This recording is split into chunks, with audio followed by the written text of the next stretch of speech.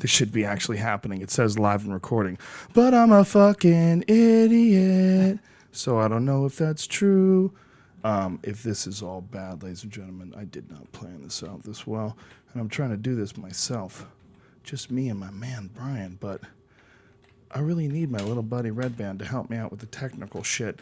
Because I don't know what the fuck is going on. So I got to go online to see if it is actually online.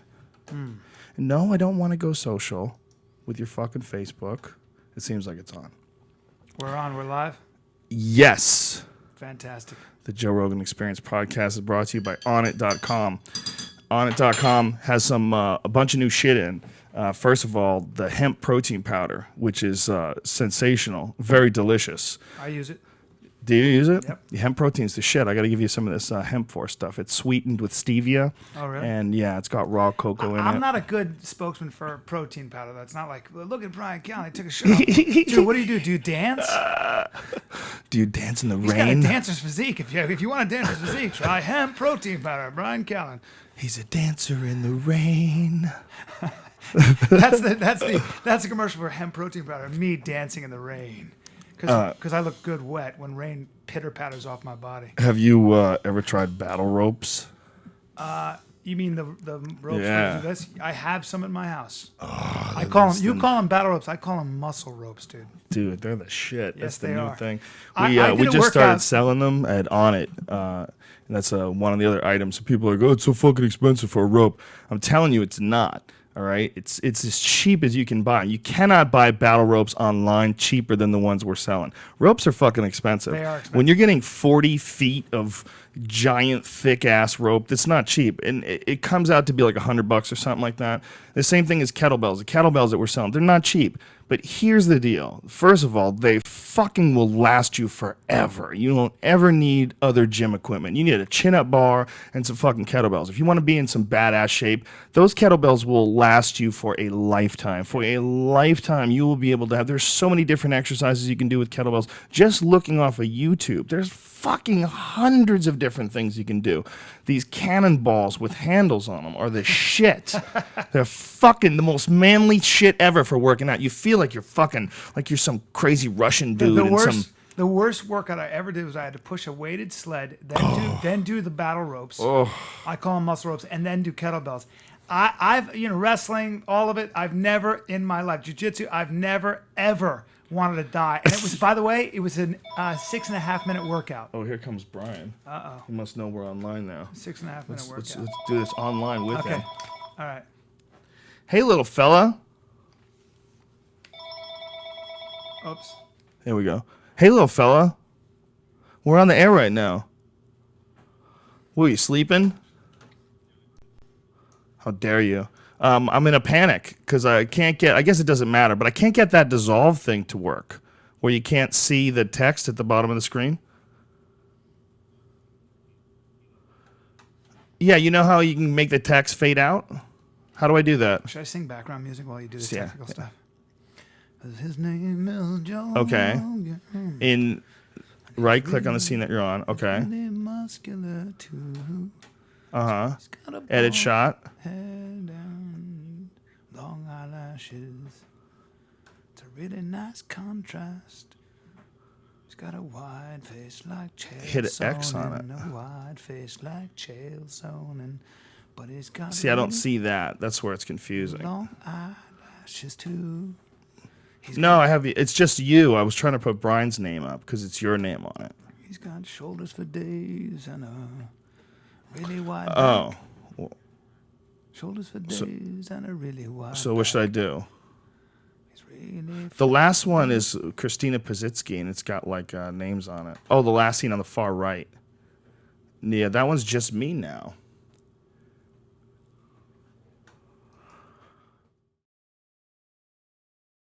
Back and forth from Bryan to me. That would be sexy. Yeah.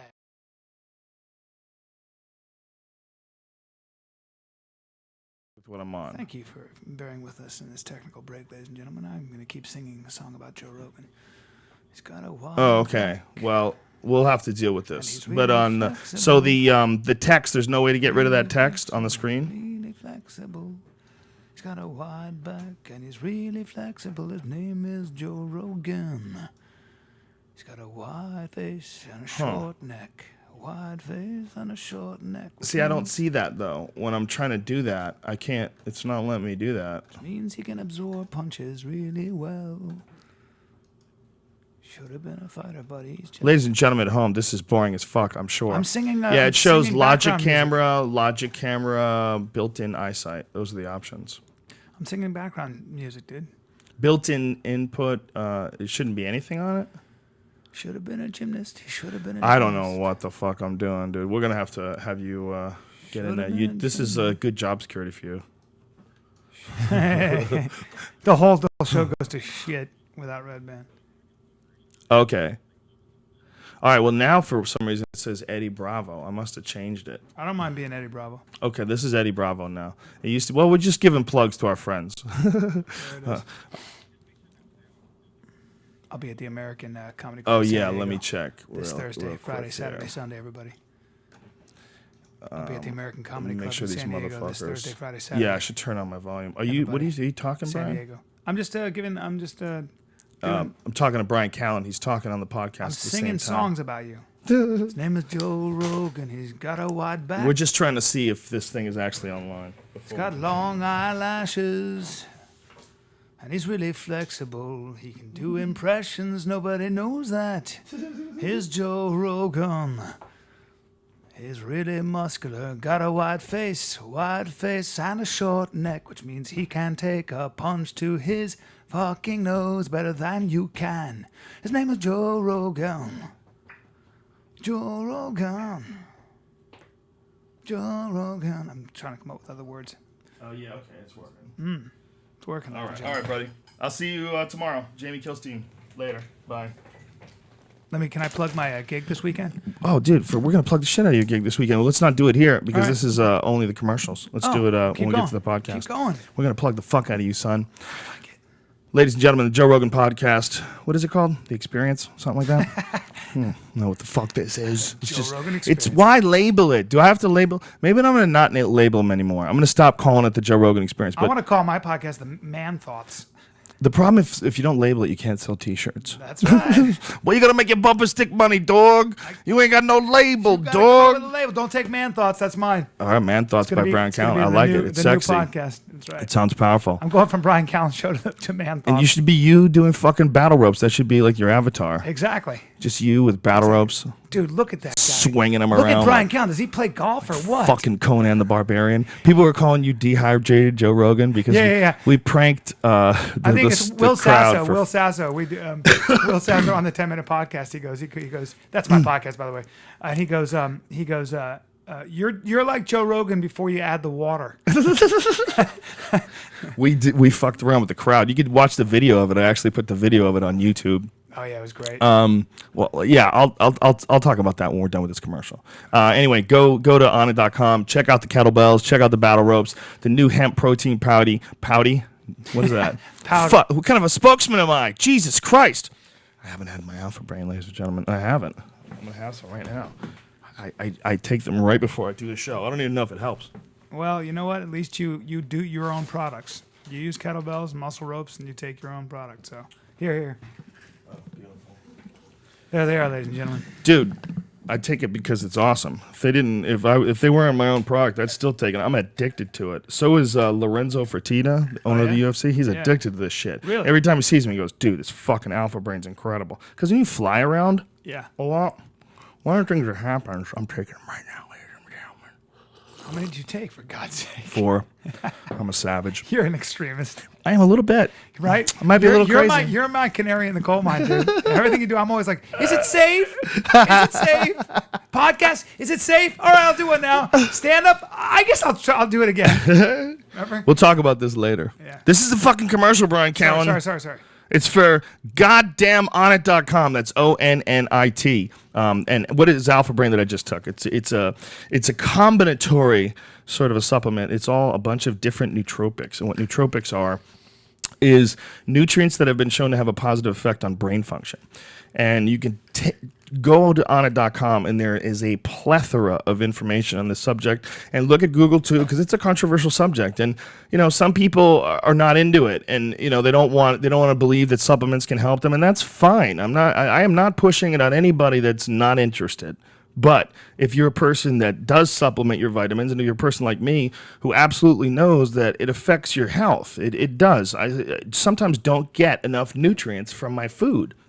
In a perfect world, we would all be eating mineral-rich vegetables, and we would all be getting the perfect amount of water, and we would all be having, the best food ever and grass-fed diet. But the reality is, it doesn't always fucking work out that way. And a lot of things get affected by not supplementing. I think it has most certainly enhanced my health. And the supplements that I've been most interested in are nootropics.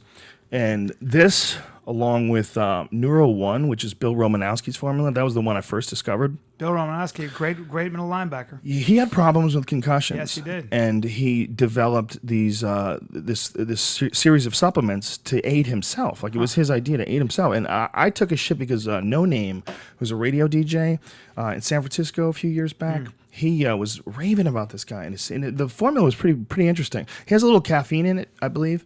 Which I didn't want in Alpha Brain. I think caffeine's something that's kind of tricky. It absolutely can help your brain function, but I don't think it should be in anything unless it's obvious. Right. You know what I mean? Like, caffeine, I think, should be in coffee. Caffeine should be in Because energy you drinks. can take something with a lot of caffeine and feel like, wow, this is what's working. But well, you fuck up and you don't read the label, and you take it while you're taking coffee, and you have a goddamn heart attack. That was what ephedrine did. Yeah, right. A lot of those people that are on It feels so those good. diet pills. Yeah. All this stuff that we're talking about here, folks, is all vitamins. It's nothing that you have to worry about. It's nothing that's dangerous. And the thing with On It is, we want to make sure that nobody ever feels ripped off. So your first 30 pills, it's 100% money back guarantee. You don't even have to return the product. That's how confident, one, we are of the product, and we know that you're going to enjoy it. And two, how the ethics of this company is, nobody wants anybody to feel ripped off. We want to sell you the best shit that we can find, the best supplements as far as health and athletic performance, and the best nutrients we can find, the best lifting equipment that we can find. We use Troy kettlebells. They're the best in the world. They're perfect. You can't get anything better. They're the highest quality available. They will fucking last through the apocalypse. You buy those bitches, you're done. You're done. You have them forever. They will never wear out. They're cast iron fucking cannonballs. They're awesome. So this stuff is not cheap. But we're selling it at the most reasonable rate that we can, and we're trying to provide everybody with the best possible products that we can. That's the ethics of On It, and that's what we're all about. And if you use the code name Rogan, you will save 10% off all supplements. All right, you dirty freaks. Bryan Callen's here, and I don't know how to turn the music on. So we're gonna. It's the podcast. Just think of like heavy guitars and wind blowing my hair back. It's the fucking podcast. Yeah, it's the Bryan Callen's on the podcast with Joe Rogan. That was a very interesting way to dance right there. Yeah, that was like I'm bringing it back. It was like a gay Kenyan dance. I'm bringing back some shit from like the 70s. Some Do you acid. know that if you cook in Woodstock cast shit. iron, it's an excellent way of getting iron into your diet, which I didn't know. Yes. They say steaks in cast iron. Like you sear a steak in cast iron. But then you can get too much ferrous oxide in your diet, and you have to be careful. So Tim Ferriss says in his book that a lot of these guys will like actually take a day and eat no iron to to bring their iron levels down. So there it is. See, wow. Yeah. Ferriss is fascinating. We've been going back and forth. He's going to come back on the need him on my podcast again. podcast.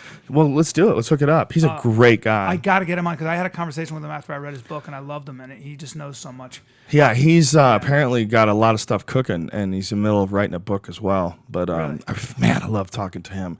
I just love talking to dudes that are just filled with information, like him, Rob Wolf, the Paleo Solution author. Oh, what was that like? Fucking great. Because I'm reading The guy's filled with information. It's controversial. Well, but I just read the China study. I talked to you about it, which is about. He's a very, very credible science, and he looks at a lot of science. It says whole food, a plant-based whole food diet is the best way to go. Problem is that I think, like we talked about, if you're doing sports and lifting, personally, I went like about a week eating just a whole food plant-based diet.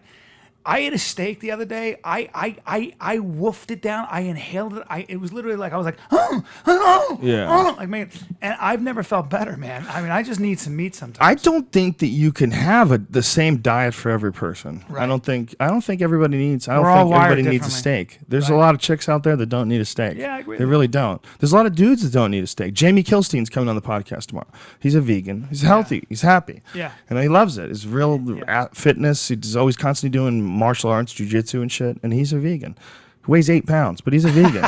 I'm not kidding. He weighs 8 pounds. Well, I always look at it. You can't find too many Olympic athletes who are vegans. No, You just well, don't. Yeah. Mac Danzig, who's also going to do the podcast, we're going back and forth. I love that dude. He's a really, really interesting he? guy. He's a UFC fighter who's a vegan. okay.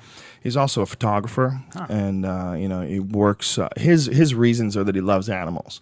That's I respect that. and I respect that as well. Look, I love animals too. There's a cycle of life, and I think factory farming is horrific, but I think wild game.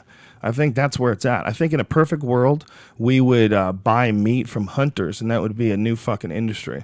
We'd have to make sure that people weren't poaching. Buy meat from hunters. I think you should be able to hunt a lot of them because deer are fucking everywhere. The idea that there's They're glorified cows, dude. Yeah, and we can grow more They're of them too, by the way. glorified cow- absolutely. Yeah, we can grow more of them. it's funny because But my point is, when they're wild and they're running around, and then you just hunt them and kill them. Yeah. I think first of all, the whole thing is way more humane because they lived the real life. Yeah. They lived a real life that is the deers never lived a better life. That's right. They have one life. That life, forage for food, stay alive. If you do that, you've won. They're also, by the way, they are food in the wild. I mean, one of the things. Of course, that's why they're there. One of the Joseph Campbell always said that one of the problems with the original sort of peoples in their mythology was that they would look around at nature and realize that life ate life. And if you look at a lot of whether it's Native Americans or whatever, the traditions of killing animals, they were always most cultures were always very uneasy with killing an animal, which was why when you killed an animal, there was a ritual around that. There was usually prayer said,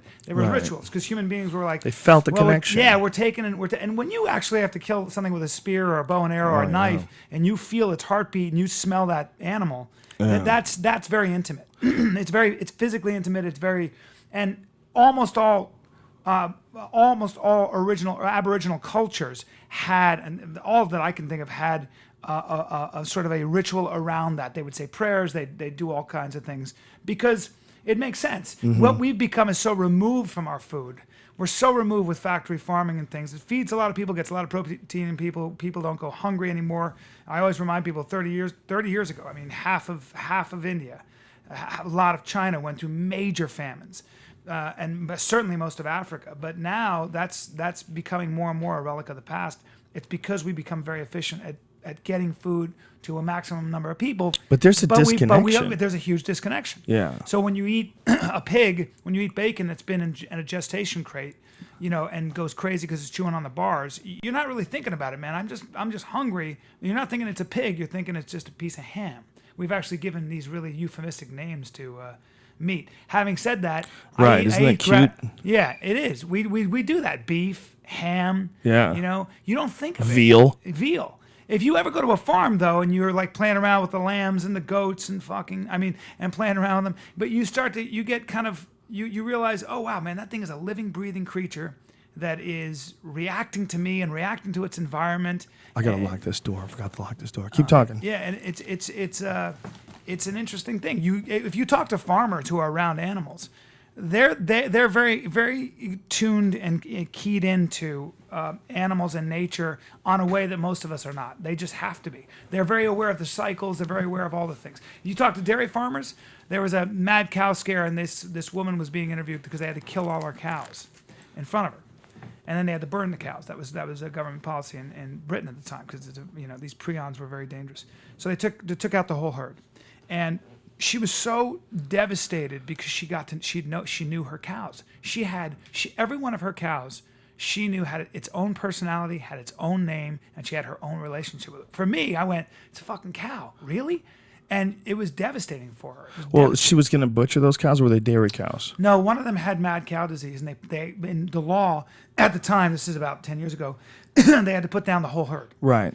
And So, but was she raising these cows for butchering? No, dairy. They were dairy cows, and they were also I believe some of them were for butchering as well. But this was a dairy farm for the most part. So, did they feed the cows fucked up things? Did they feed them like cow meat? Apparently what happened with the development of these prions in the central nervous systems of cows. I'm not a scientist, but from what I read, I remember you could eat if you had a cow that had mad cow disease. It wasn't eating the muscle meat that fucked you up. It was when you ate the brain tissue. Yeah, the brain tissue, spinal cord, and they would ground that up into hot dogs and things like that. And you can take those prions. They're called prions, I think, and you can heat them up to 500 degrees, and they still don't die. Yeah, and you can still get the mad cow disease. So you can't. It's not the you can't. I think sterilize I think it's more than 1,000 degrees. It's crazy. Survive. And so apparently that came from the fact that you had cows cannibalizing their own tissue, because when you slaughter cows, there are certain parts, I guess, that you don't necessarily need. You take 5% of that, you put it into the slop, and they'll eat it. They were doing that with so chickens. And fucked things. up. It's become illegal now. But what's fucked up about it is if they could do it with pigs, that's okay. Pigs actually are omnivores. But you're doing it with cows, like you're just jacking his whole system. But not just that. The reason you don't want an animal cannibalizing itself is because it leads to these really weird pathogens. Yeah, It's prions, why right? actually in the book of Leviticus, which prions or prions? I think it's called prions, but the book of Leviticus you were talking about in your show. Yeah. The book of Leviticus is actually a book in the Old Testament that goes into really stark detail about what you can eat and what you can't. And in the Old Testament, they always talk about the fact that you can't eat animals of prey. You can't eat so you can't eat a leopard or an osprey, an eagle, a hawk. Why?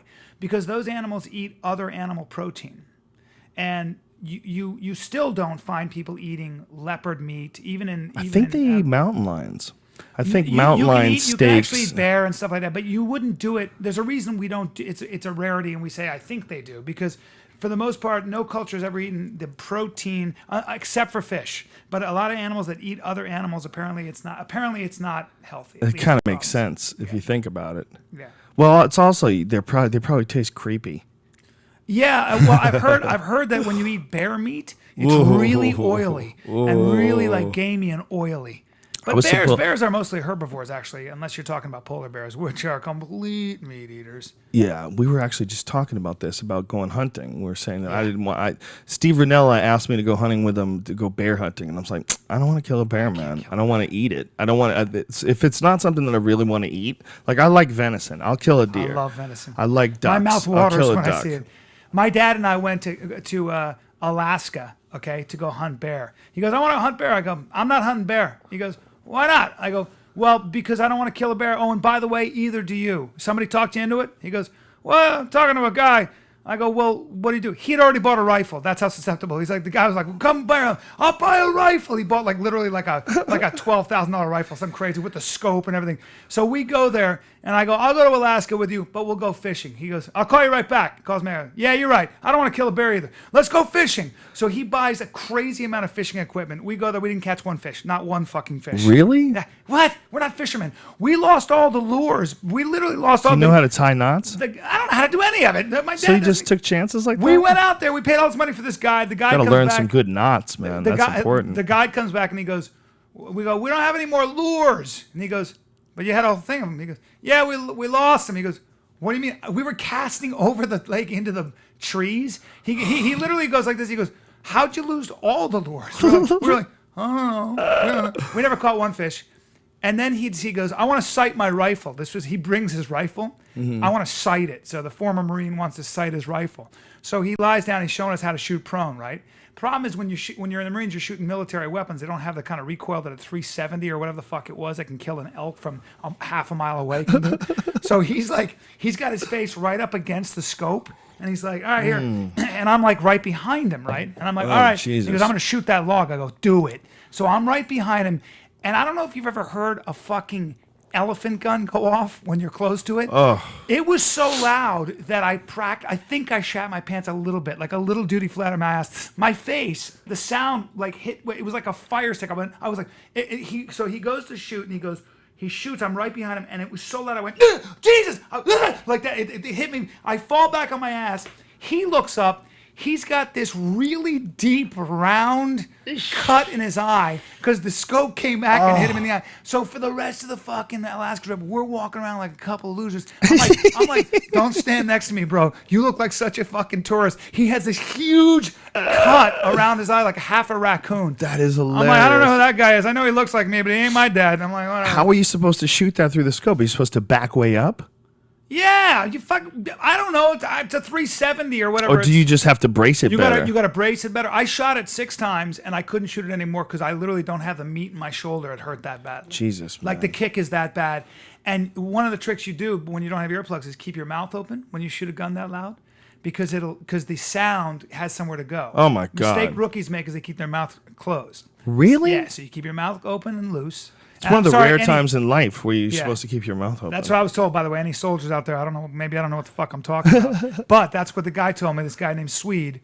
And he said, keep your mouth open. That's how you do it. Because he was shooting, no problem. I was like, doesn't that hurt? The sound was so loud it hurt my face. Forget my ears. It's crazy that they get to like a level like that. It's like they get guns to the point where you get to like the 50 caliber range. Like, what are you doing? What are you doing? Oh, dude. What the hell are you doing? I want to kill something from a mile away. What the fuck? This isn't like, I mean, that's like some army shit. Like, Yeah, why is a regular person buying some army shit? That's you know, when you get one of those high powered hunting rifles. It's to kill an elk. Like do you think half a mile away?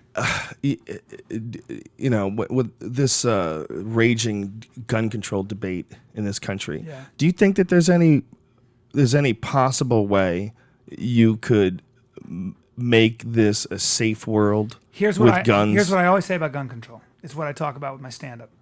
Speaking of which, I'll be at the American Comedy Club this weekend, ladies and gentlemen. This Thursday, Friday, Saturday. That's down in San Diego. San Diego. Thursday, Friday, and Saturday. Saturday, that's right. Oh, shit, That's bitches. right. I can't wait. Amazing club, by the way. Is it? We did a Death Squad show there. We had a fucking great time, man. We did a weekend. We did 2 shows. I'm doing all new stuff. I'm excited about my new hour. But so one of the things I always say in my what I was talking about with gun control is gun control in this country, in my opinion, will never work in terms of what people are calling for, because I think that men like their guns not because they're shiny and they go boom. I actually really believe most men own guns because it's for them, it's certainly for me, a feeling that at least I can protect my family if the shit hits the fan. Because a golf club or a sharp stick ain't gonna do it. I want an arsenal in case.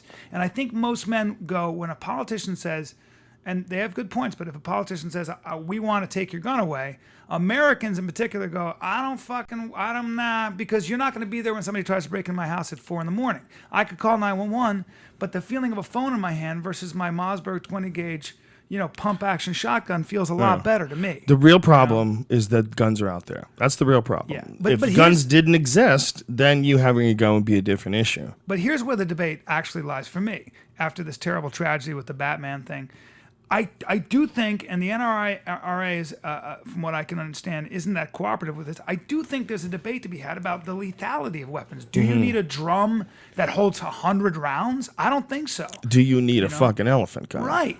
No. I don't think that you necessarily need an assault weapon that goes through a car engine or goes through buildings. But you know what? All the law-abiding people out there, like my friend Anthony Cumia from the Opie and Anthony show, who's a gun nut, why shouldn't he be allowed to have them? It doesn't bother me at all that he has one. I own one. guns, and I agree. I mean, I wonder. Then the other debate. Anthony has a 50 caliber. Jesus, well, he has one of those cannon things.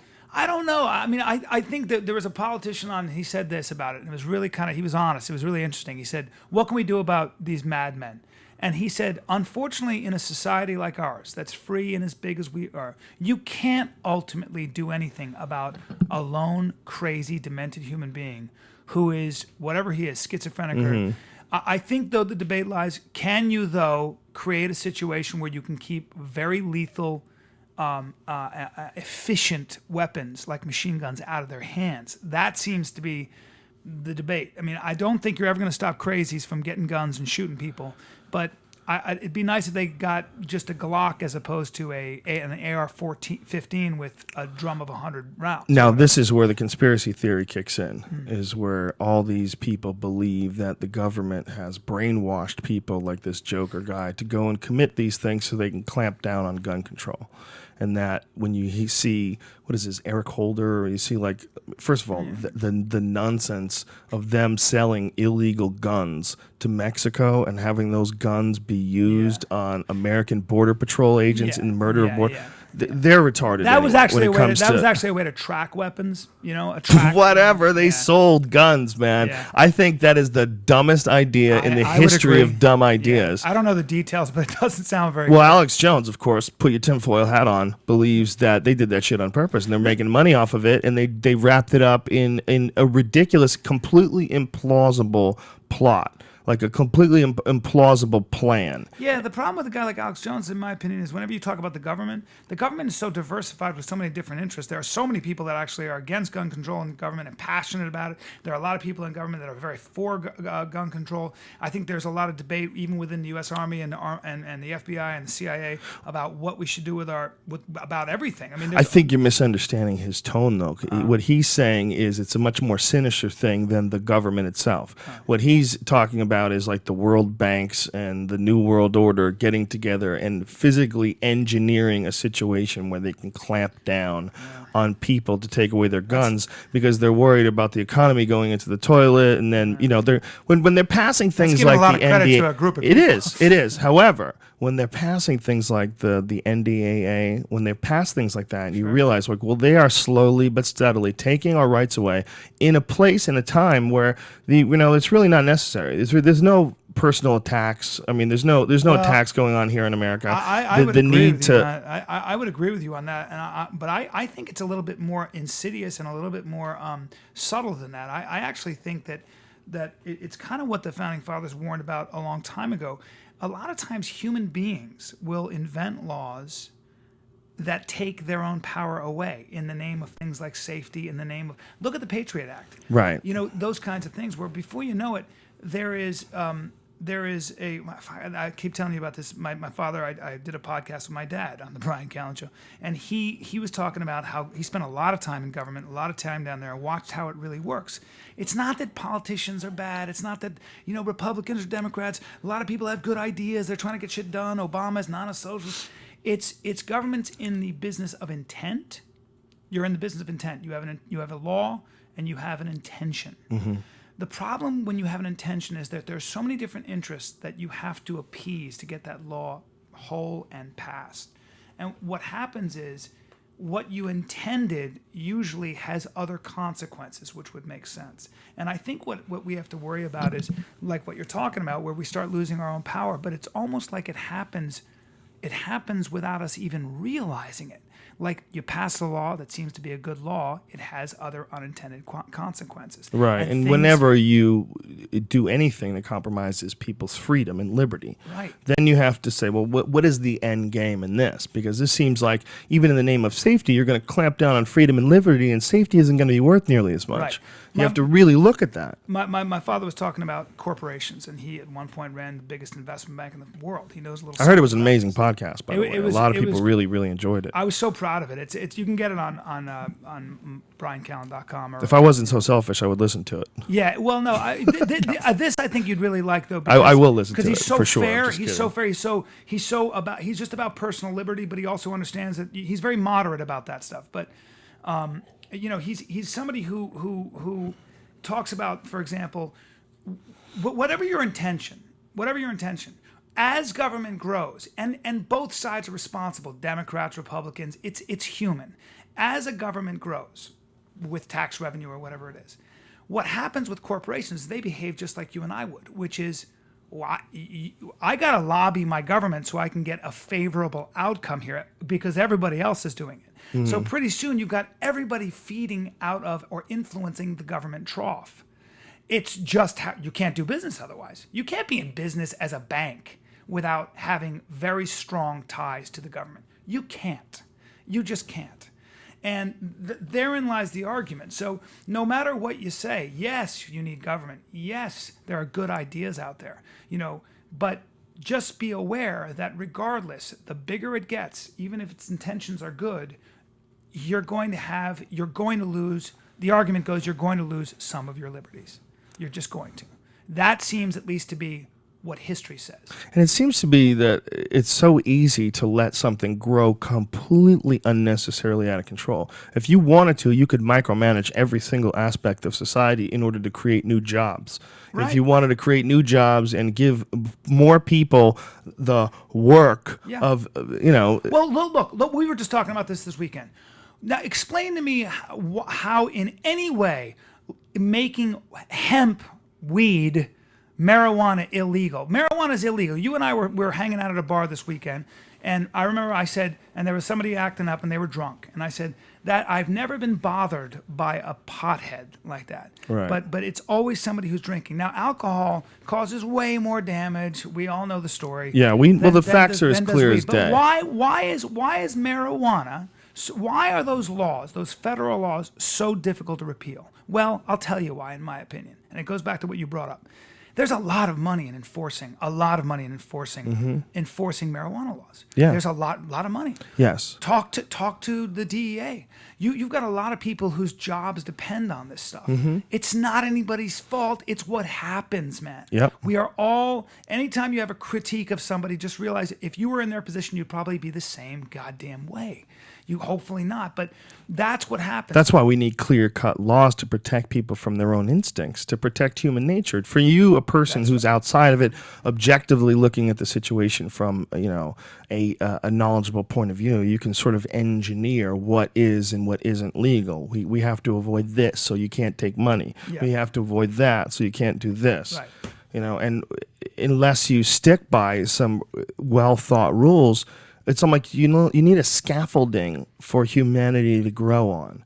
And when you give people power with no scaffolding, I never argue anymore about a Democratic or Republican platform. I never do that. My argument always centers on one thing, which is, hey, look, you got your political point of view. That's great. You got your criticisms. We all agree we need some government. You just need some government. Yeah, we need some moral boundaries. Okay. We need some engineering of our culture. Sure. You need law and order. You need roads. You need hospitals. But we need way less than we have. Well, there you go. And so then the question becomes, how much less do we need? A lot less. Okay.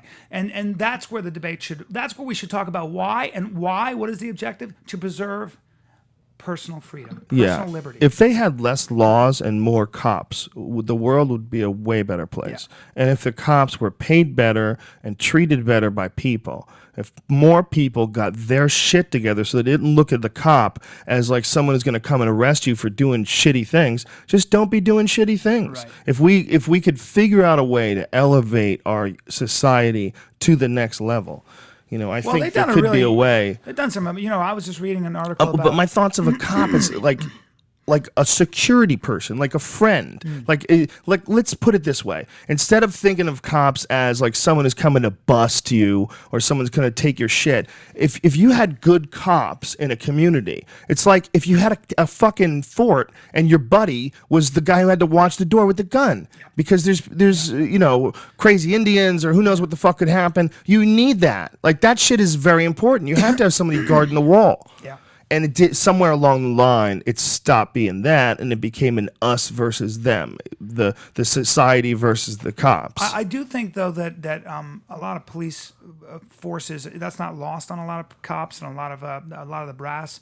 For example, in New York, I just read an article that crime is down since the 90s. By 80%. Yeah, that's amazing. A lot of it had to do, and mostly in Black and Hispanic neighborhoods. Mostly Giuliani came in and just cut the bullshit. Yeah, and it was Bratton and their notion of a quality of life laws. They said if somebody graffitis a wall, they probably do other things that are bad too. So we're going to start enforcing those small crimes because they lead to bigger crimes, that kind of notion. And it's interesting how many people were like so down on Giuliani doing that and really upset that he's ruining New York. New York's the best. I was in New York. I shot a movie there 3 weeks ago or whatever.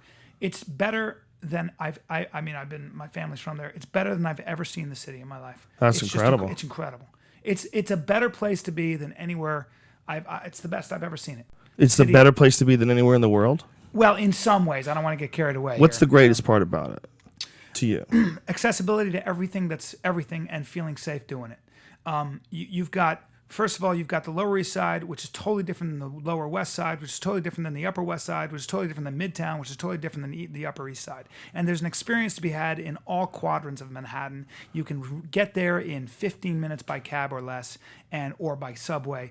And most importantly, you no longer walk around New York feeling like you're going to get mugged or anything else. See, that's what safe. that's the feeling that people still have about Manhattan, is that weird feeling of worrying about being mugged. Sure, because it's so big. But if you look at the statistics, the police have done an amazing job of policing. And you know who else has done a really good job is, I can't remember our police chief here in L.A., but they've done a really good job at controlling gang violence in this, and it's almost impossible in such a huge area. But they've done a really innovative job.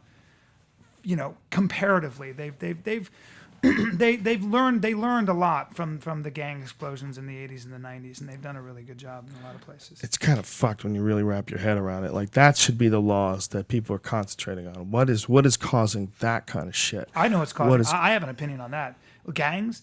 I think a lot of it starts with it's no like family. Exactly. I talked to a principal in Kansas City. I said, "What would you do about education?" And I wanted to get into a talk about it, And he said, "Nothing. Our schools are great.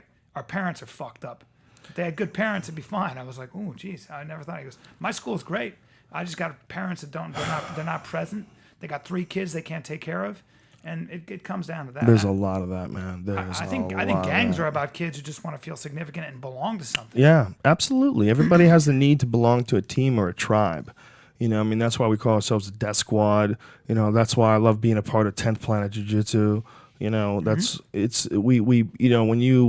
you become a part of like a team, you feel stronger. So some kid who's out there on his own, his family just fucking sucks and his whole life has been shit, and he's there with some dude who will shoot a dude for him. That's kind of what the podcast is too, isn't it? I mean, yeah. You have a really, that show.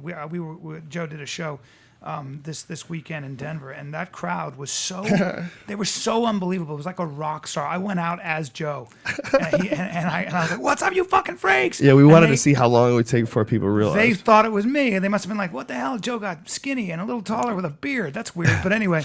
But they went crazy, and and then watching all those people line up just to take a picture with you, they feel like they belong to an experience.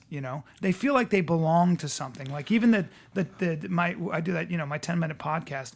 I notice a lot of young men. They glom to that kind of humor. They like the silliness that we do because it's kind of like recess. It creates. When you create a following and you create a core group of people, it makes them feel like they belong to something. I think that's why they root for a team. Yeah. You have an experience with it. It's the same kind of thing. Well, this is an even more intimate experience because, you're in people's fucking heads, man.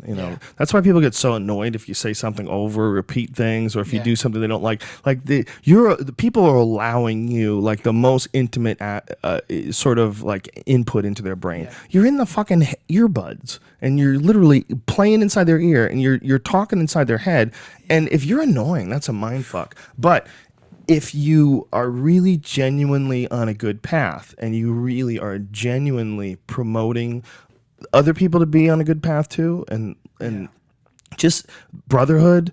Tom Rhodes sent me a text today that was a really fucking awesome text because Tom just did the Ice House Chronicles show that we do at the Death Squad at the Ice House. Yeah.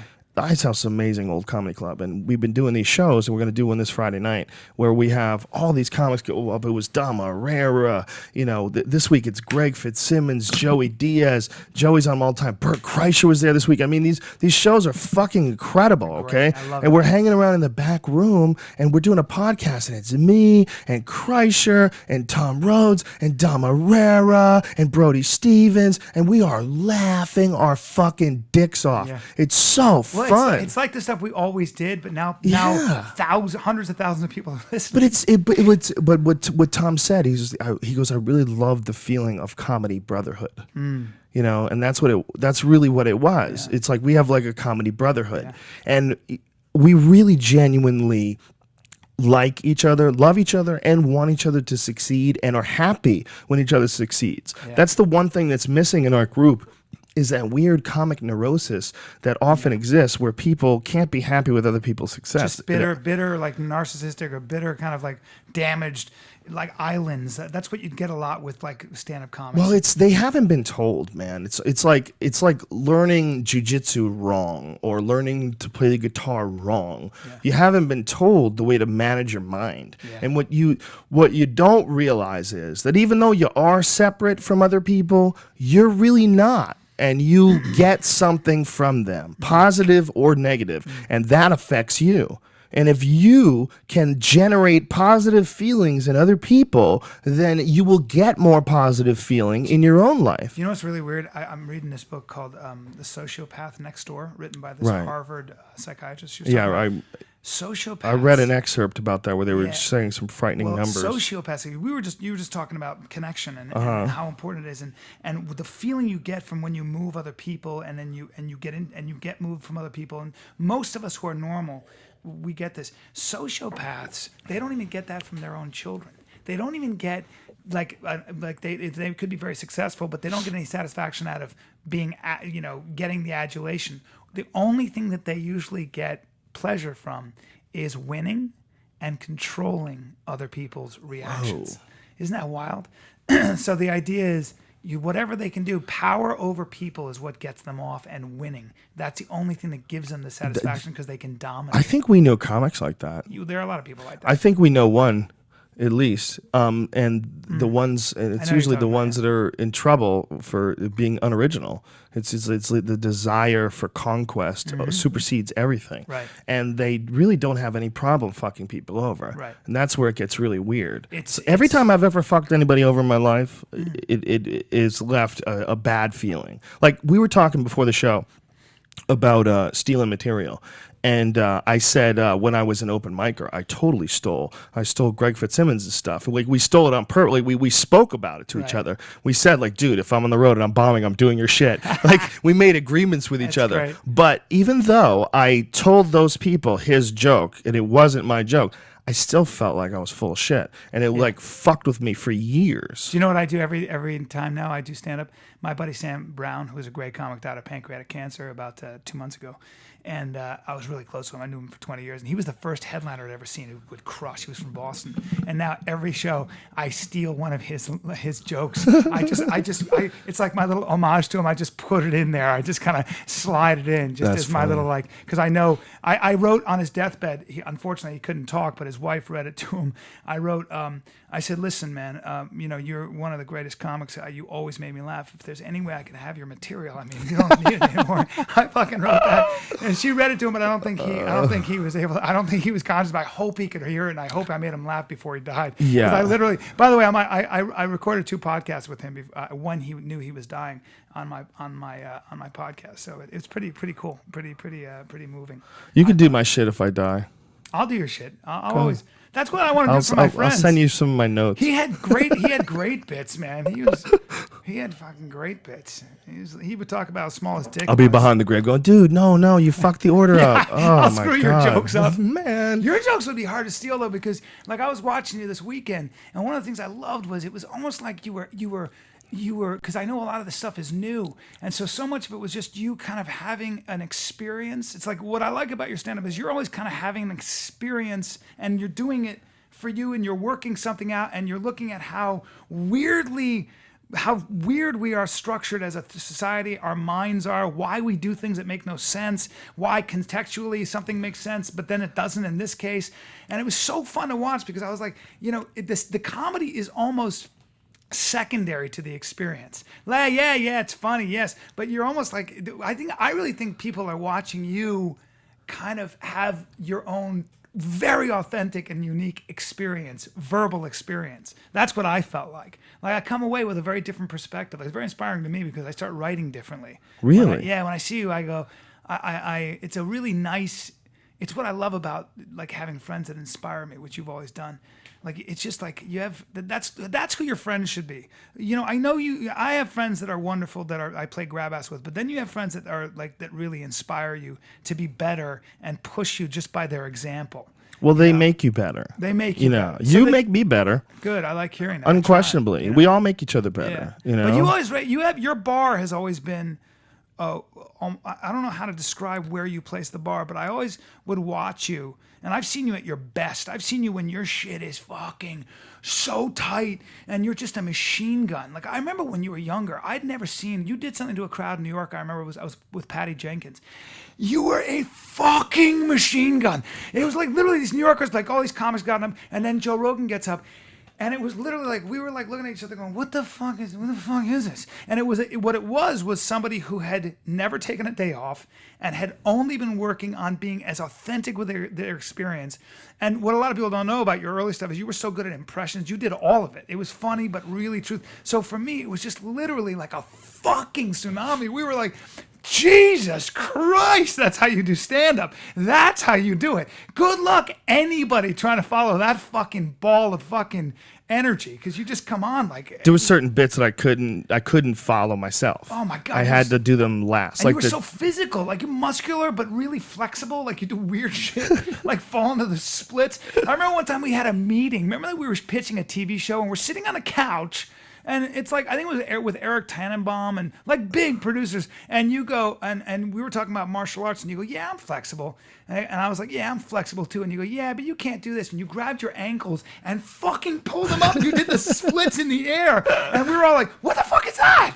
What is that? He's like made of rubber. And you used to bring that shit to the stage. And it's just really wild to watch you kind of continue to grow and change your expression, you know? Well, you just keep adding information to the pile. You keep adding your learned experiences. So if you're still into it, and you don't diminish your focus. And my focus is a real wrestling match, because I in Stephen Pressfield's books, he talks about distractions and different things that you guys and should read it. It's called Turning Pro. I certainly battle with those things, but I also battle with other things that I enjoy, like what he calls distractions, like that I think make me better.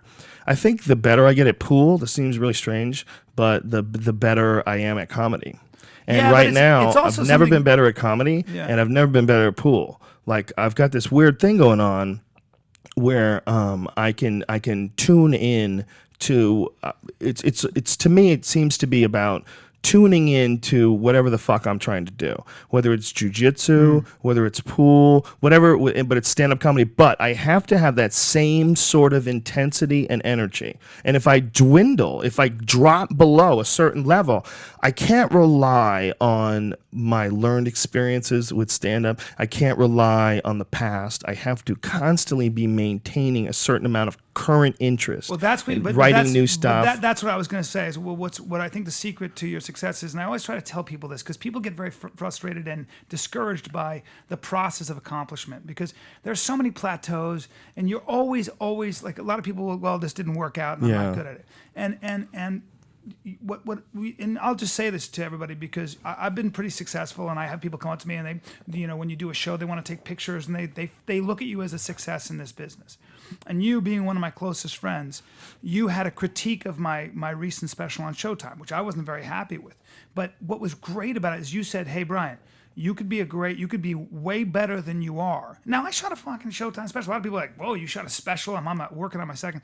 But you said, You're putting a little too much English on the ball, okay? A little too slick, playing around. And what that does, and of course I know it's a trick. Of course I know I've that. done it. I look back at my old stuff where I did that. It's the grossest feeling of all time. But that's okay, because what it means is that no matter where you are in your career, you've always got to be assessing. You've always got to be taking yourself to task and kind of taking a look at yourself objectively, and going, I gotta work a little harder. I'm watching my last special that I edited. It's the best shit I've ever done, and I can't even watch it. I was like, oh, I look so stupid. I can't watch me. I fucking talk too much. Even when I stumble through like one, I'll fuck up the one word, one. I'll have one little stumble in there, and it's just like watching a puppy get hit with a hammer. The first time I saw myself on camera was when I was a wrestler and I was 14, and I walked out on the mat and I used to think I was the baddest guy on the planet. I looked at this video and I went, well, who the fuck is the kid with rickets? What the fuck is that? It was me. I've never been more devastated. I was like, I'm that skinny? in a singlet, I'm never wrestling again. I'll go out in the burqa before I fucking go out in a singlet. That's an affront. That's a horror. My buddy wrote a book, which I told you should have him on your podcast. His name is Hunter Motz. He wrote a book called The Straight A Conspiracy. He speaks 10 languages fluently, this kid. Graduated from Harvard with a biochemistry degree, okay? And I said, why'd you write the book? He said, how do you learn 10 languages fluently? And he's fluent. And he said, it's because I know I can do it, and everybody who learns languages or math thinks they can't because they have an emotional context around it, that's all. And I went, what does that mean? He said, I'm writing a book about it, I'll tell you about it later. I had him on my podcast. He wrote a book called The Straight A Conspiracy. And if you look at all the science around learning, and which he did, one of the things that they find for sure is that people have these myths about themselves. I'm not a math person. I am a math person. I'm artistic. I'm not artistic. I'm musical. I'm not musical. If you actually look at the science that's being done about learning and why some people are very good at some things and others are not, I'm talking broad scope here. What you find is that the emotional context with which they learn something has everything to do with whether or not they're going to excel at that. Everything. So in other words, whatever emotional state you approach learning something, growing at something, means everything. It's what it's all about. If you are in a pleasant environment where somebody makes it fun for you, okay, you're going to learn it. Why are a lot of Asian people, so the stereotype goes, like Chinese people good at math and a lot of Americans aren't? I'll tell you why. If you read Malcolm Gladwell's book, The Outliers, or my buddy's book, Straight A Conspiracy, it has to do with a culture that says, well, yeah, this math problem's really hard, and I guess I'll be here for the next 2.5 hours. Americans are like, I'm not going to sit here for 2.5 hours. I got shit to do. This is fucking really hard. Guess what? Not a math person. And then your parents go, yeah, he's not good at math. Isn't it fascinating, though, that the culture that is the least inclined to do that hard work is the culture that has the best art? Well, we also have the best math and science, surprisingly, because we have immigrants. Just competition that come here. too, and the competition's fierce, and the possibilities are pretty intense. I also happen to believe that is the reason we're so good at art and things is because we place emphasis on the individual. Yeah. It's your individual expression is what you can benefit from, and we have freedom to do it. You can't be expressive. Right. Can you imagine having your podcast in Russia? No, well, I can't even imagine having my podcast in America in a few years. That's what's really a problem. What's really a problem is the more you get shit like this National Defense Authorization Act, the more these different laws are passed that slowly but surely take away your right to say certain things. They just outlawed protest at military funerals. The government has recently reinstated propaganda. They're allowed now, they haven't been since the 1940s, to actively use propaganda on the American people. That's legal now.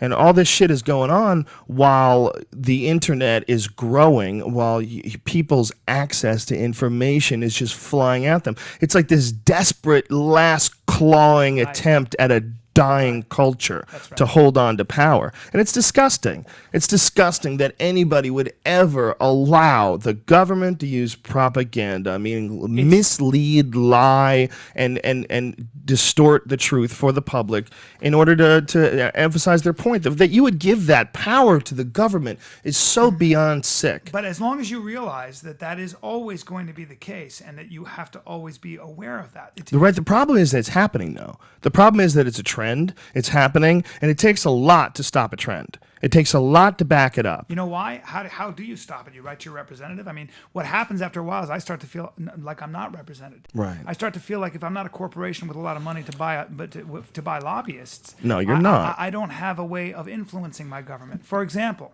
New York Times ran an article recently about, I travel a lot, as do you, and when you walk through the two boxes where you put your feet and you put your hands up in the air. I'm not talking about the phone booth that goes around you. I'm talking about the two boxes you walk through. Well, that's radiation. And the New York Times wrote an article, and it was about a week ago, if you guys want to look it up, about the fact that they actually aren't too sure how much radiation you're getting. They think it might be 1/10 of a chest x-ray in some cases. More importantly, they don't maintain them as well. They had some crazy number of maintenance requests, many of which were not met. You're putting your trust into the TSA. They're probably good people doing the best they can, and in some ways they do a great job. But the fact that I didn't know that I was being blasted with radiation, no matter how small, not doing it. I don't do that. I have them pat me down. And Did those- anybody ever get creepy with you when you asked for a pat down?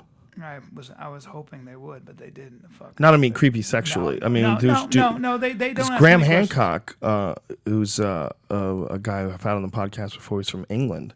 He came to America and he didn't trust the radiation of the machine. He said they violently, like, almost assaulted him. Oh, really? No, I never. Yeah, he had said that. it was very rape-like. They grabbed his cock, like the whole deal. No, they were really polite to me. Actually, they went, "All right, no problem." You know. I think it's, who you get. You might get some guy who doesn't like English people. Yeah. Dude has an accent. He's like, I'm not going to go through there. Yeah. And I'm you're actually impressed with the TSA and how professional a lot of them are. I'm actually impressed with how courteous. You're such they a are. fucking Fox News contrarian. I would have known that you were going to say that. If we brought up what about TSA? Cunts? You know what? Actually, statistically, Because I like the TSA... everybody. Because I like everybody. I have no resolve. By the way, just for the record, everybody, I violate all my rules in the show. I don't believe as an actor I should be talking about anything, including politics, but I can't help it. I'm like, anyway. As an actor, how could you say as an actor? I mean, as a comic. You're a comic. If you're a comic, you should be able. That ridiculous idea that you should be able to talk about anything except religion or politics. Yeah. Well, that alone is just like a cry or a call rather to a middling state of mind. Well, the bummer is that every to time a non-communication. and It's like. I think if you're not politically committed to some extent, then it's at your own peril. If everybody wants to be ignorant about what's going on in their world and politics, then good luck trying to change anything, and more importantly, good luck being able to see what's happening. Most before it people does. don't have the fucking time, man. That's part of the problem. Most people have lives, they have jobs and children and all that other stuff that goes along with them. But you have hobbies. time. You have time to develop a philosophy. You don't have to worry about the minutiae, but you should my have point time to- my point is that what you were saying earlier is that they don't feel like they're being represented, so they don't feel like their efforts put into it have any great reward. They feel like completely. There's a lot of people, I think a good percentage, more than half, that feel completely alienated from the system. And that's a conservative estimate. Yeah. If you say that half the people in this country feel alienated from the system, that's a failing system, I no matter how you look at it. And the problem is people don't feel rewarded for investing in a failing system. When a guy like Obama gets the Nobel Peace Prize and then sends 30,000 more fucking troops to Afghanistan, and everybody's like, Jesus Christ, man! Yeah. Like, what kind of system is this? Who would have said that that's okay? Who would have wanted their sons to go? Who would have wanted their brother to go? Right. Get the fuck out of here! That's nonsense. That's craziness. But yet it's happening. So we don't feel represented. I bet you. I wonder if Obama himself feels in a lot of wonder. ways like a listless plaything. I wonder. You know what I mean? Like somebody. I bet you his biggest complaint is the fact that he doesn't have any power at all. I bet you that he makes it. Well, he knows that if he makes one decision, he's going to appease 50% of the people and piss off the other 50%. I mean, it's got to be a strange job if you just stop and think about who you are before you become president. If you take out all the nonsense, the tinfoil hat stuff about the Illuminati running things, and let's just pretend for a brief moment that maybe elections are real. Okay, and maybe Obama is just a regular dude who became a senator, who's a regular dude who ran for president, who activated a big wellspring of hope in these people, and then they put him into office. And then once he gets in there, then he has to deal with these international banks. He has to deal with things like Halliburton. He has to deal with people like Dick Cheney, Rumsfeld. Think about all the people that were in power before him. Think about all the people that he has to communicate with. Think about all the shit that went down in that office. Think about all the people that died all over the world because of the actions of the group of people he replaced. And think about what that must feel like to step into those shoes, and then all of a sudden you realize you are at the helm of a murder machine. You are at the helm of a thing that is in every single part of the world. Not only that, it's also a huge octopus that is not being run by one particular. No, it's being different pilfered by a interests. bunch of different interests, but they're profiting Like, in massive sure. amounts on war Boeing itself. and Raytheon and all those companies Yeah. that make a lot of money off of what Eisenhower called the military industrial. And so as a president, do you feel like, when you get in there, you just slowly try to put on the brakes? I mean, how much control does a guy have? Because it doesn't I seem don't like think much. I think we that- deviated much from Bush to Obama at all. And in fact, they cracked down on secrecy issues and cracked down on prosecuting people for leaking information. And Obama was very very much about the drone program, special forces program. He made a joke about using the drones if someone tried to date his daughters. He made a joke at one of those, they do one of those Yeah. functions where he does one-liners. Yeah. Obama got up there and he made a joke Yeah. about if you were dating his daughters, he has one word for you: drones. Jesus. Yeah. Well, it's kind of funny, but not when you're the president. That's But, not when thousands of civilians have been murdered by drones. Thousands of innocent civilians. I don't know what the number is now, but it was in the thousands. Someone sent me all the statistics on Twitter. Again, They've killed a lot of bad guys. But again, with what we were talking about with factory farming, when you have people in Nevada and Florida who go to a room and they kill people who are 1,000 miles away via camera and with these drones. Think about that. Right. My joke was the war hero in 20 years is going to be the chubby guy with huge thumb muscles who smells like Doritos and weed, right? Yeah. Because he's a gamer. He's being hooked up on Alpha Brain. There is a psychological component when you're removing yourself from the actual, when you're a Marine, you're drawing a bead, you're shooting a guy, and you're running, and you see the guy die and stuff. When you're in a room in your country and you go home after operating these drones and killing whatever it might be, maybe it's one person, maybe it's 25, whatever it is, or you drop a 1,000-pound bomb on, or shoot a Hellfire missile, whatever comes out of those things, that's kind of really, that raises a lot of questions. It raises a lot of questions when we're this removed from the actual experience of killing. And what we were talking about earlier, it's all connected. The sociopath does not have that feeling of connection and only feels pleasure when they win. And what is war but completely sociopathic behavior? And what is friendship other than non-sociopathic behavior? The connection that you get with people being the most important thing. We were talking about when we were doing this podcast that we've created an environment. We've created it's not as simple as this is a show. It's a bunch of people tuning into the show and getting like a positive thing out of it and having conversations like this. Yeah. And these conversations take place in their head and they experience it. They learn from it. It gives them hope. It gives them a mindset that they can accomplish something with. It gives them do you know how many fucking people I've had come up to me and go, dude, since I've listened to your podcast, I've lost 70 pounds. I start drinking kale shakes. They come to me every fucking show. So great. It's incredible. It's also important when you have a debate and we have a discussion like we do to actually take a look at where to place the focus. For example, a lot of people say, the military is doing well. The military, there are a lot of people in the military who are who are doing these things that never agreed with the war in the first place. I mean, we have a civilian government that controls the military, that makes these decisions for the military. The military just carries out orders. That's how our government works. The military has a job to do. If you send them into a war zone, they're going to get the job done.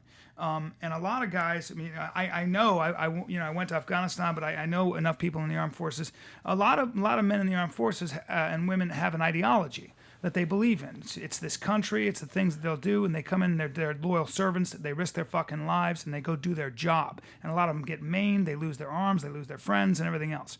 I think that when you start to look at how this war's gone over the past 11 years, and I'm talking about Afghanistan and Iraq, you've got to be very, very conscientious about not only how this really started, who were the architects, who was the intellectual force, who was the argument behind it, how did this happen, how did this turn into a huge snowball?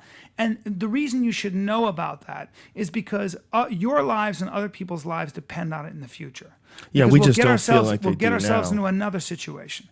My buddy. It's not we're though. That's what's really going on. I'm sorry. It's not we're going to get ourselves into another situation. Well, somebody else is going to do it. Well, my buddy, I think I put it on Red Band's thing, but on Death Squad. But my buddy, who I interviewed, who's a special forces guy, who's a real. I don't know what he does, but I know he's very much involved. And he was the baddest guy I ever knew growing up.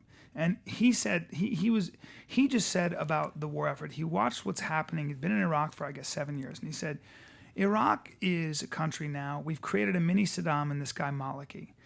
He is now he's a Shiite. He is got police squads that report directly to him. So what we go into Iraq, there's this notion that, he's got the fourth largest army in the world. We got to stop him from, dropping a weapon in Al-Qaeda's hands. There's the arguments and stuff. What we've done in some ways, if you look at Iraq with the exception of Kurdistan and stuff, is that we've really destroyed that country. A lot of people are dead.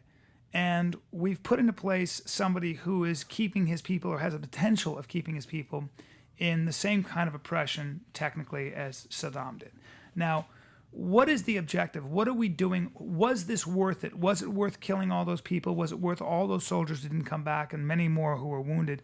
That's the question. And more importantly, what lessons can be learned? What do we have to learn from Iraq and Afghanistan? What do we have to learn so we don't get ourselves into the situation again? Sometimes war is inevitable, man. It is. That wasn't an inevitable one.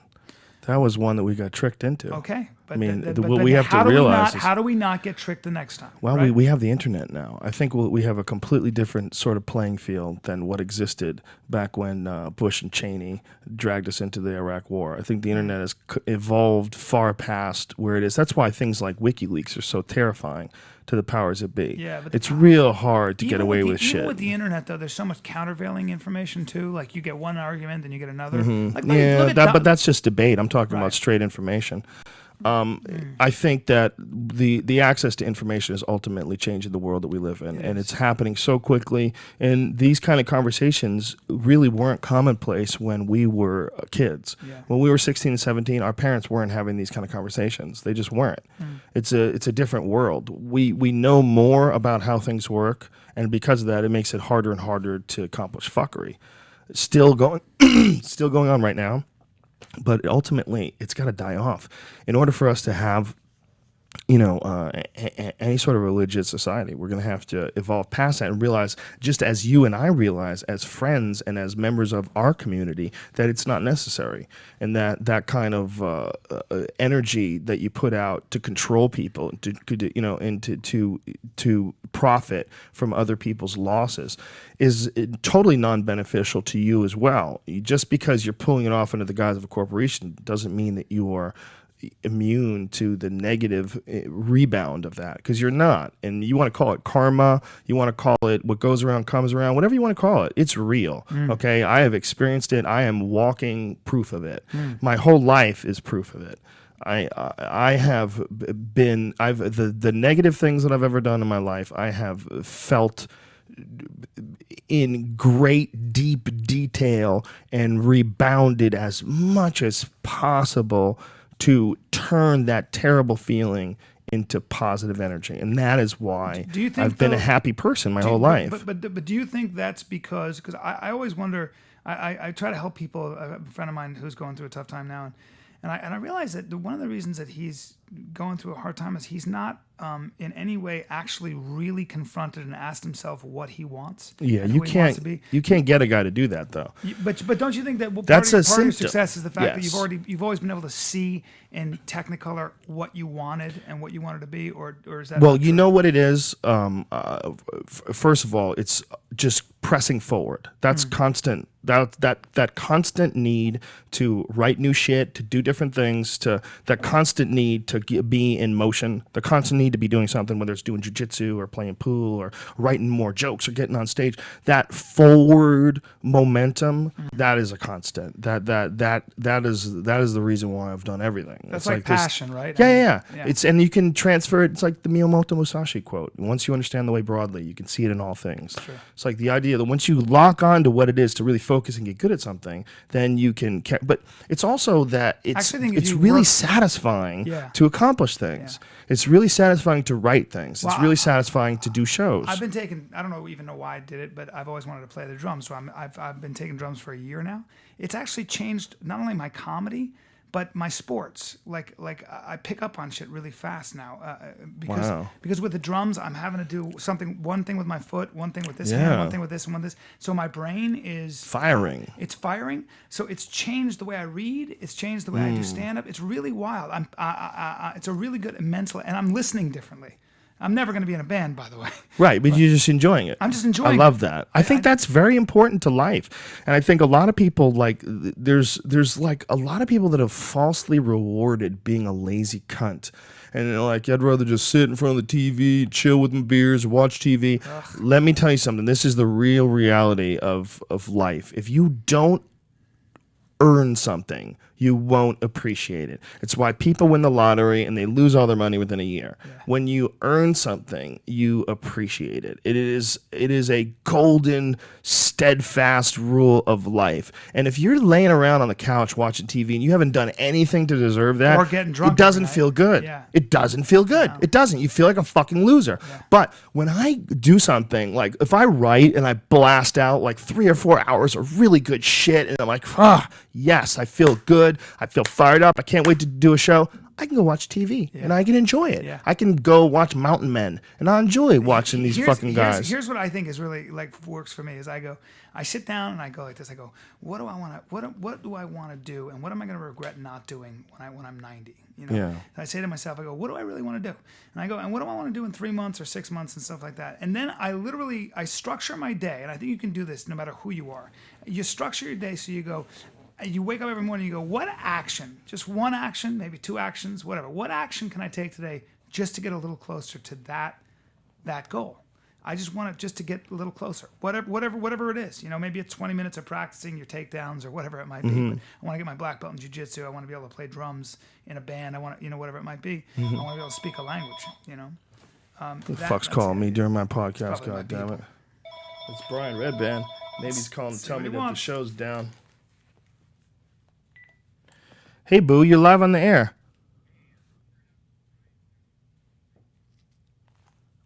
His mic's out? It's really quiet. Well, he keeps backing up. That's what it is. Yeah. Sorry, guys. Oh, really? Yeah, you can't be talking back there all casual, bitch. Okay, I got to get in. Thanks, Brian. This is technical information delivered via telephone, ladies and gentlemen. Brian Redband on the scene. Follow him, Redband on Twitter. All right, buddy. And I'll see me, ya. Brian Callen, Thanks, brother. at Brian Callen on Twitter. I respond to all my Twitters. By the way, What were we talking about? I before wasn't the phone saying rang? anything very important, probably. But this idea that we were talking about before of community, of all influencing each other in a positive way, that gets lost in big numbers. And the problem is we could have a great tribe of like 50 people and keep it together and have the most awesome utopia. As I've heard Boulder described, Boulder's like a really small mountain community, but it's so small, it's like it really almost is like a functional working utopia. But I think that we could do that. It's possible to do that as a country. We just have to get more people in tune to thinking correctly. And most people are just never taught how to think. They're never taught that they can manage their consciousness. They've never been taught that And there are manage their patterns that a self-image, yeah. mind can go down that's self-destructive, completely self-destructive, and also totally unnecessary. And you have to learn, like all the times I've blown my cool for nothing, and still do. I mean, like, I might be in my car, retard, and hit the horn and fucking pass somebody. It's just so pointless, so stupid. I freaked out today at the airport. And it's no almost reason. always a sign that I'm doing too much. It's always a sign of some sort of external stress that's affecting, whatever it is.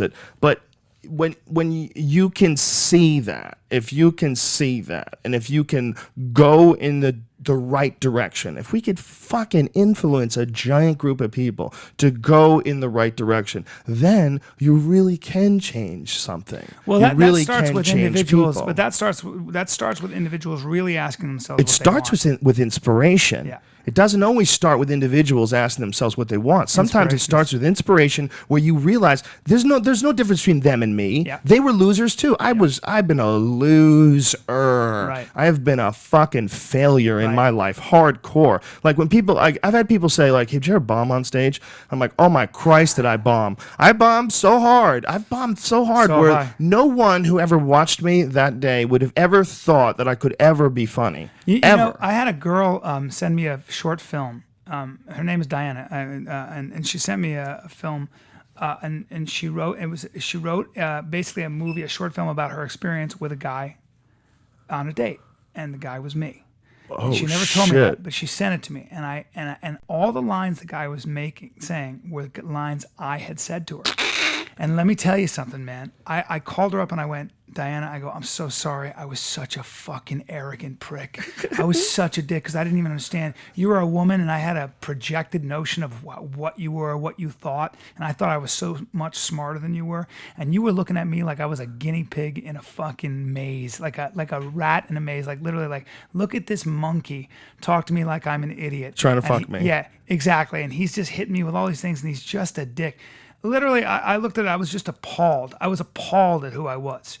And it's just because I didn't know any better. I just didn't. I had preconceived notions of what women were, preconceived notions of how they thought, preconceived notions of what a man was supposed to be. Well, and it's also those they were all fucked experiences. up. By the time you get to your 20s and you're having experiences with women, these are not. They're, first of all, social experiences when you're involving people that are sexually attracted to each other are very complicated. They're very awkward. There's plenty of room for misunderstanding. There's plenty of room for offending people, putting out bad vibes, being too forward, being too, it's a very strange sort of a situation anyway. So we're not good at navigating it, and we when you're young, especially, you say the dumbest fucking shit.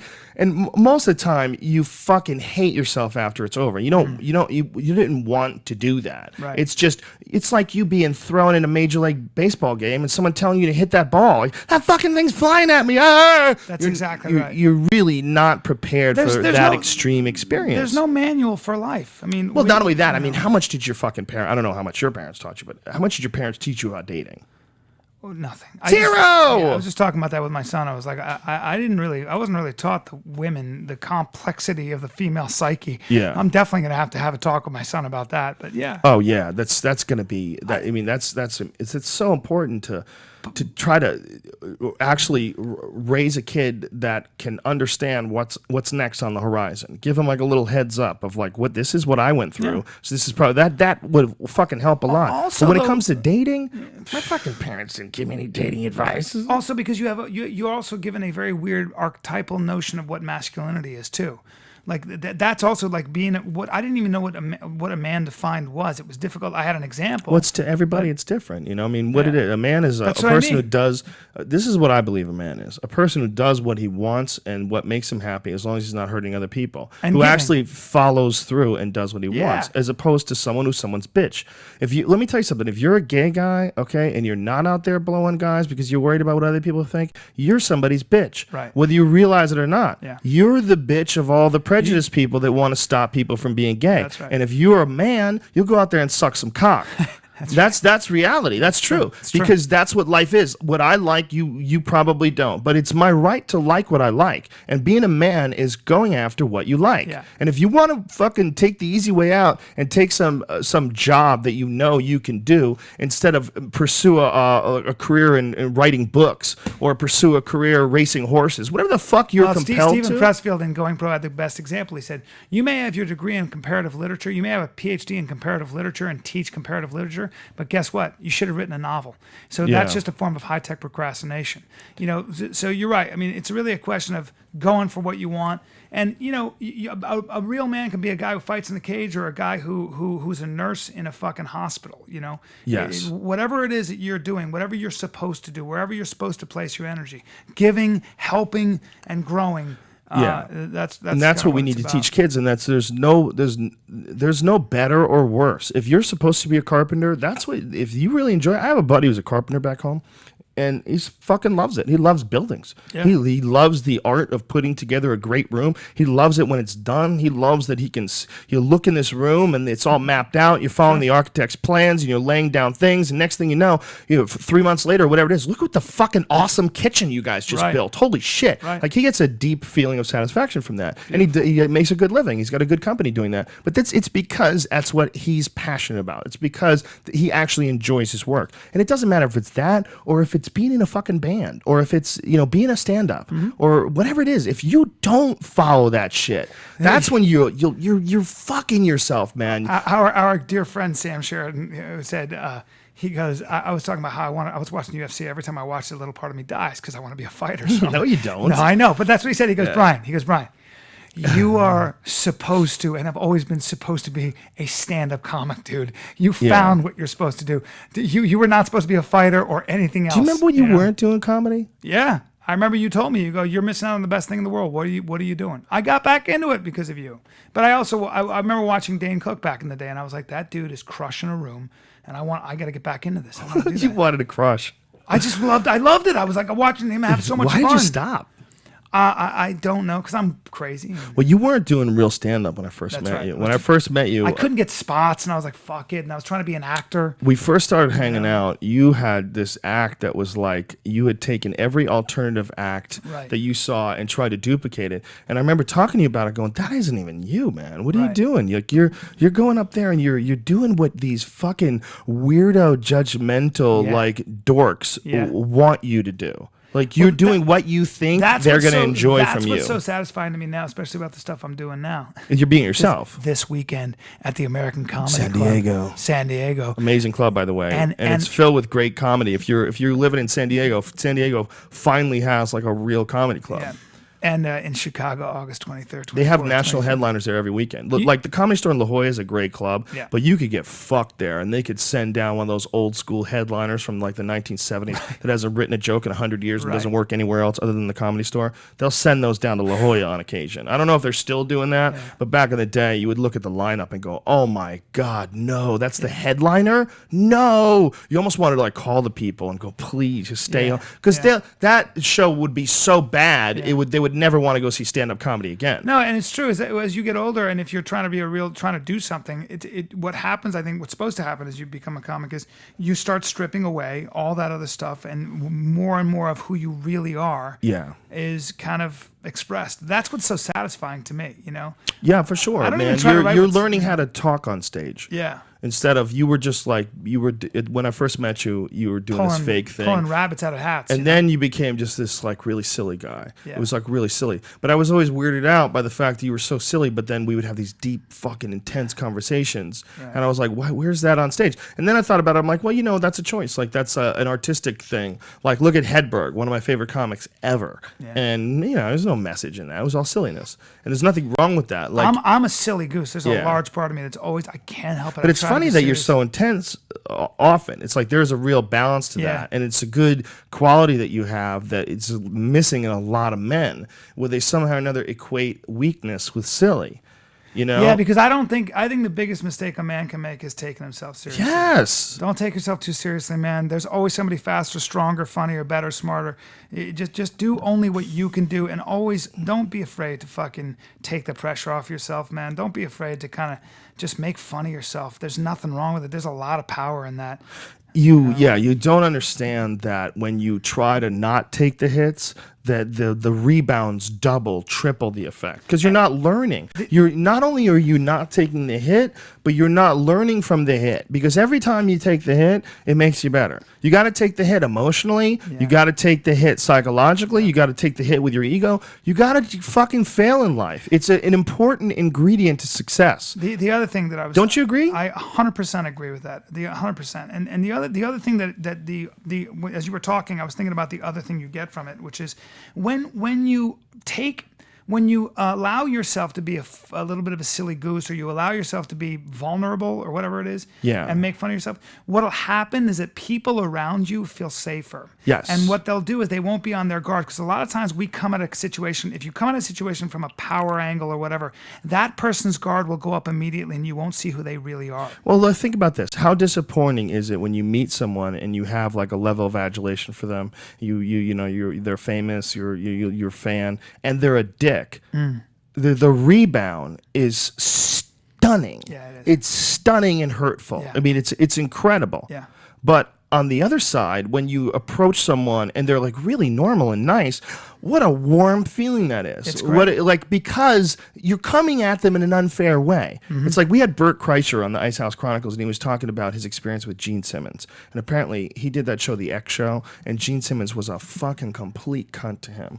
And Gene Simmons like told him not to talk, told him he wouldn't be interviewing him. They was going to make this girl interview him. And he was a huge Kiss fan before this. So when this happened, it was just completely devastating to Bert. Yeah. And having Bert relay this, and then having all of us share our experiences. Like I was talking about, I met Robin Williams last week, but he was like real normal, like real nice guy. Like, but it was fucking Robin Williams. Yeah. You know what I mean? Like he didn't have to be normal. He didn't have to be a nice guy. Yeah. It could have been weird because when you meet someone like that, there's a weird imbalance. Sure. If you're talking to Tom Cruise, I don't care how many gay jokes you have in the back of your head. Yeah. Those won't pop in your head when you meet him. No. You'll be like, holy shit, I hope he likes me. I want him to like me. I spent an hour and a half. I did a reading with him for 3 hours, and I spent an hour and a half with him at a party. And believe me, I was like, maybe he'll be my best friend. and by the way, I'm a straight guy, and I think he's straight actually. But Shut your fucking mouth. All I know is I'm looking at him going, he's a really good looking guy. I was like, you know what? He's Tom Cruise. I mean, we're talking, we're having a good conversation.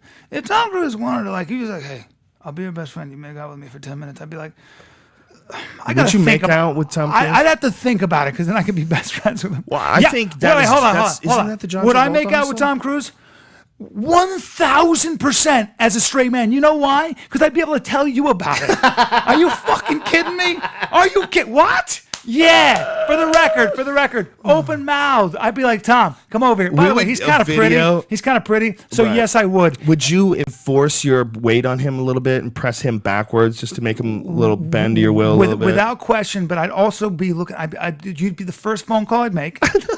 You'd be the first phone call I'd make. And I go, dude, sit down for a second. I got something to tell you. I'm a straight man.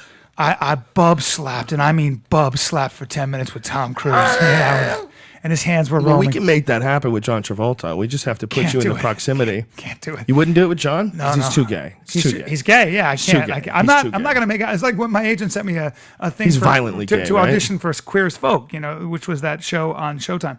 And the first thing was I have to be making out with this guy. I was like, listen. I call my agent. I go, look, I'm not a homophobe. I'm really not, and I'm actually in favor of gay marriage and all that. I go, but you got to know who I am. I'm Bryan Callen, and I'm a straight guy.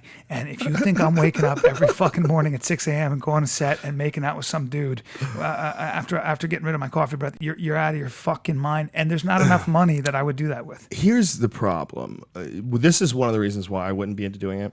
It's not that I'm not open-minded, but I don't like watching guys kiss.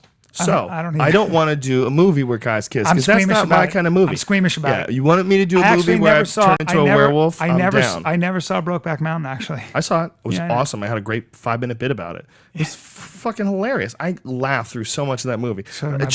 You know why? Because I enjoyed it. And there was a lot. I had this conversation with somebody it's because of your narrow-minded point of view that you didn't enjoy it. I enjoyed the fuck out of it. Right. I bet I enjoyed it more than you. Yeah. Okay, because I enjoyed it even if, yes, it is a beautiful love story and it is sad and oddly romantic. Yeah. It's still also hilarious. I enjoyed both aspects of it. I'm not closed-minded or homophobic, but I enjoyed the love thing that they had going on, but I also enjoyed giggling like a fucking school child every time they were kissing each other. Your bit, I remember you were like, two men making out is in fact hilarious. Yeah, I'm sorry. It's hilarious. There's nothing wrong with it being funny. It's not like I'm telling you not to do it. But if you're telling me there should be less funny in the world, you can go fuck yourself. Exactly. And if you're telling me that what you want to do, if I think it's funny, hurts you, I think you're a bitch. Right. Okay? Because if you start making fun of having sex with girls, I'm not gonna get. Right. I'm not feeling's not gonna get hurt. Like, well, you're a majority, they're a minority. Get the fuck over it. If you like fucking guys, you should laugh your ass off when dudes talk about you fucking guys, because that's what you enjoy. Humor is the greatest fucking equalizer. Speaking of which, you'll kill me, but I have to go do the 10-minute podcast. The 10-minute podcast can go fuck itself, dude. I know, but I got to do it because they're waiting for me, and I got to be there at 7. Yeah, you're gonna be late. You're gonna be late. I'm more. already gonna be late, and they're gonna kill me. Yeah, they'll be fine. No, they're not. They'll be fine. I love We're you, on the but internet, man. Listen, we have to keep this rolling for a little while. I've got to go do the 10-minute podcast. We have so much to talk about. You being in the American Comedy Company in San Diego this weekend. Yes, I'll be at the American Comedy Club. Company. It's American Comedy Company. Isn't San it? Diego. That's what it's called, right? Or is it the American Comedy Club? You might be right. It's American Comedy Club at San Diego. Thursday, Friday, Saturday. Let me and I'll check be at my the Twitter. Chicago Improv, everybody. And if you want Chicago the Improv, address. August 23rd, 24th, 25th. Now you're confusing the fuck out of people, dude. Don't ever You're say right. more than one. Just one, right? Just one. It's American Comedy Company. Oh, it is? Yes, American Comedy Company. can't wait. It's in San Diego, Thursday, California. Friday, It is a Saturday. fucking awesome club. It's one of those like really low ceiling, intimate clubs that, you know, like the Comedy Works in Denver, like the old Comedy Connection. I love the in Comedy Works Boston. in Denver. Oh yeah, it's as good as it gets. Yeah. Me and Doug Benson and Brendan Walsh, we were in town and you were there too at the Paramount, and one of the things we were saying, we were walking by the Comedy Works, like there's no better club. Yeah. There's never been a better club invented than the Comedy Works in Denver. It's perfect size. It's the perfect height. Low the ceiling. chairs don't move. Nobody can like move their chair under your foot. The chairs are locked in place. There's a table in between each chair. Sit the fuck down. Here's the show. Everybody's packed in there. The wait staff's awesome. Yep. The shows are fantastic. You walk by the Comedy Works, you look and you see one headliner after another, national name after national name. And she's an individual. She's not like the Improv. She's not a part of a giant corporation. Wendy is the shit. She's great. I love that She's lady. great. If you're listening, Wendy, you're the shit. You are the best. We love you. We had a That great club time. is fucking tremendous. And she's got another one, the I Landmark had one. such a good time. Yeah. I had such a good time there. Yeah. Well, Denver is fucking awesome, period. And the Paramount was awesome, too. And thanks to everybody You know what that I've came out always to the wondered? show. I've always wondered, this is going to sound so weird, but I've always wondered, like, what, like, with a building like that, with all that laughter over all those years, like, I wonder, and then you take something terrible like the torture chambers of Abu Ghraib or something that Saddam kept all his people in and stuff. I wonder what the composition of that the walls are. I wonder if there's anything that permeates. I mean, this hocus pocus bullshit. But I've always wondered if in some ways the material, like of the organic material, like the wood, would be a different kind of composition than in a torture chamber or something. Is it like all that positive energy versus all that negative energy? You know, Would you ever see it's a weird thing, but. Message in the Water documentary? Yeah, about that the turned out to Japanese be guy? a fraud. Is that a fraud? It was all bullshit. Really? Killed me. It was all Really? fucking horseshit. God damn it. Yeah, I looked into it. I was like, oh, you guys were lying to me in that They fucking lied. movie. The whole You thing was fucking lying. liars. Oh, Yeah, those fuck cunts. you. Who made Those that movie? Cunts. You Well, fucking liars. I know that there's places like the Ice House is a perfect example, that there's been so much laughter in that place that it feels good going in. I don't know if that's my personal association though, and it very likely could. If you led me into that place from the outside blindfolded and I thought I was in a bakery and, you know. Well, no, you know what? It's all association because my friend, how about this? My friend's a surfer, was a competitive surfer, right? When she hears waves, for most of us, waves are like relaxing. Her heart starts beating really fast. She gets really nervous. Well, yeah, that totally makes sense. Waves. She gets scared and competitive, and she can't relax. She's in fight mode Yeah. because she knows that she's about to attack a wave. Well, you know, when I was a kid, for years, I couldn't go to fights because I didn't like the way I felt. That's right. I got real nervous. Me too. I would think that I was supposed to fight next, and Mm-hmm. it was just a weird part of me. Like I would try to enjoy it, but there was like until I was like in my 30s, until I had really resolved the fact that I was no longer going to compete. You know, I would get nervous every time I'd go to a live event. This is the first UFC I've ever been to where I was totally relaxed. Really? I would go to UFCs. The reason I don't go to UFCs, I can always get tickets from you. And by the way, congrats to Donald Cerrone who came to my stand-up once, which was exciting. That motherfucker's so awesome. Woo! He's so awesome. Whoa! What And a he's fight a good that guy. was. What a round that was 70 seconds of craziness. One of my favorite man. things, I was doing stand-up and they came to the Comedy Works in Denver Yeah. and I could see Donald Cerrone's hat going up and down laughing at my jokes. And afterward he goes, dude, my fucking abs. You gave me a fucking ab workout.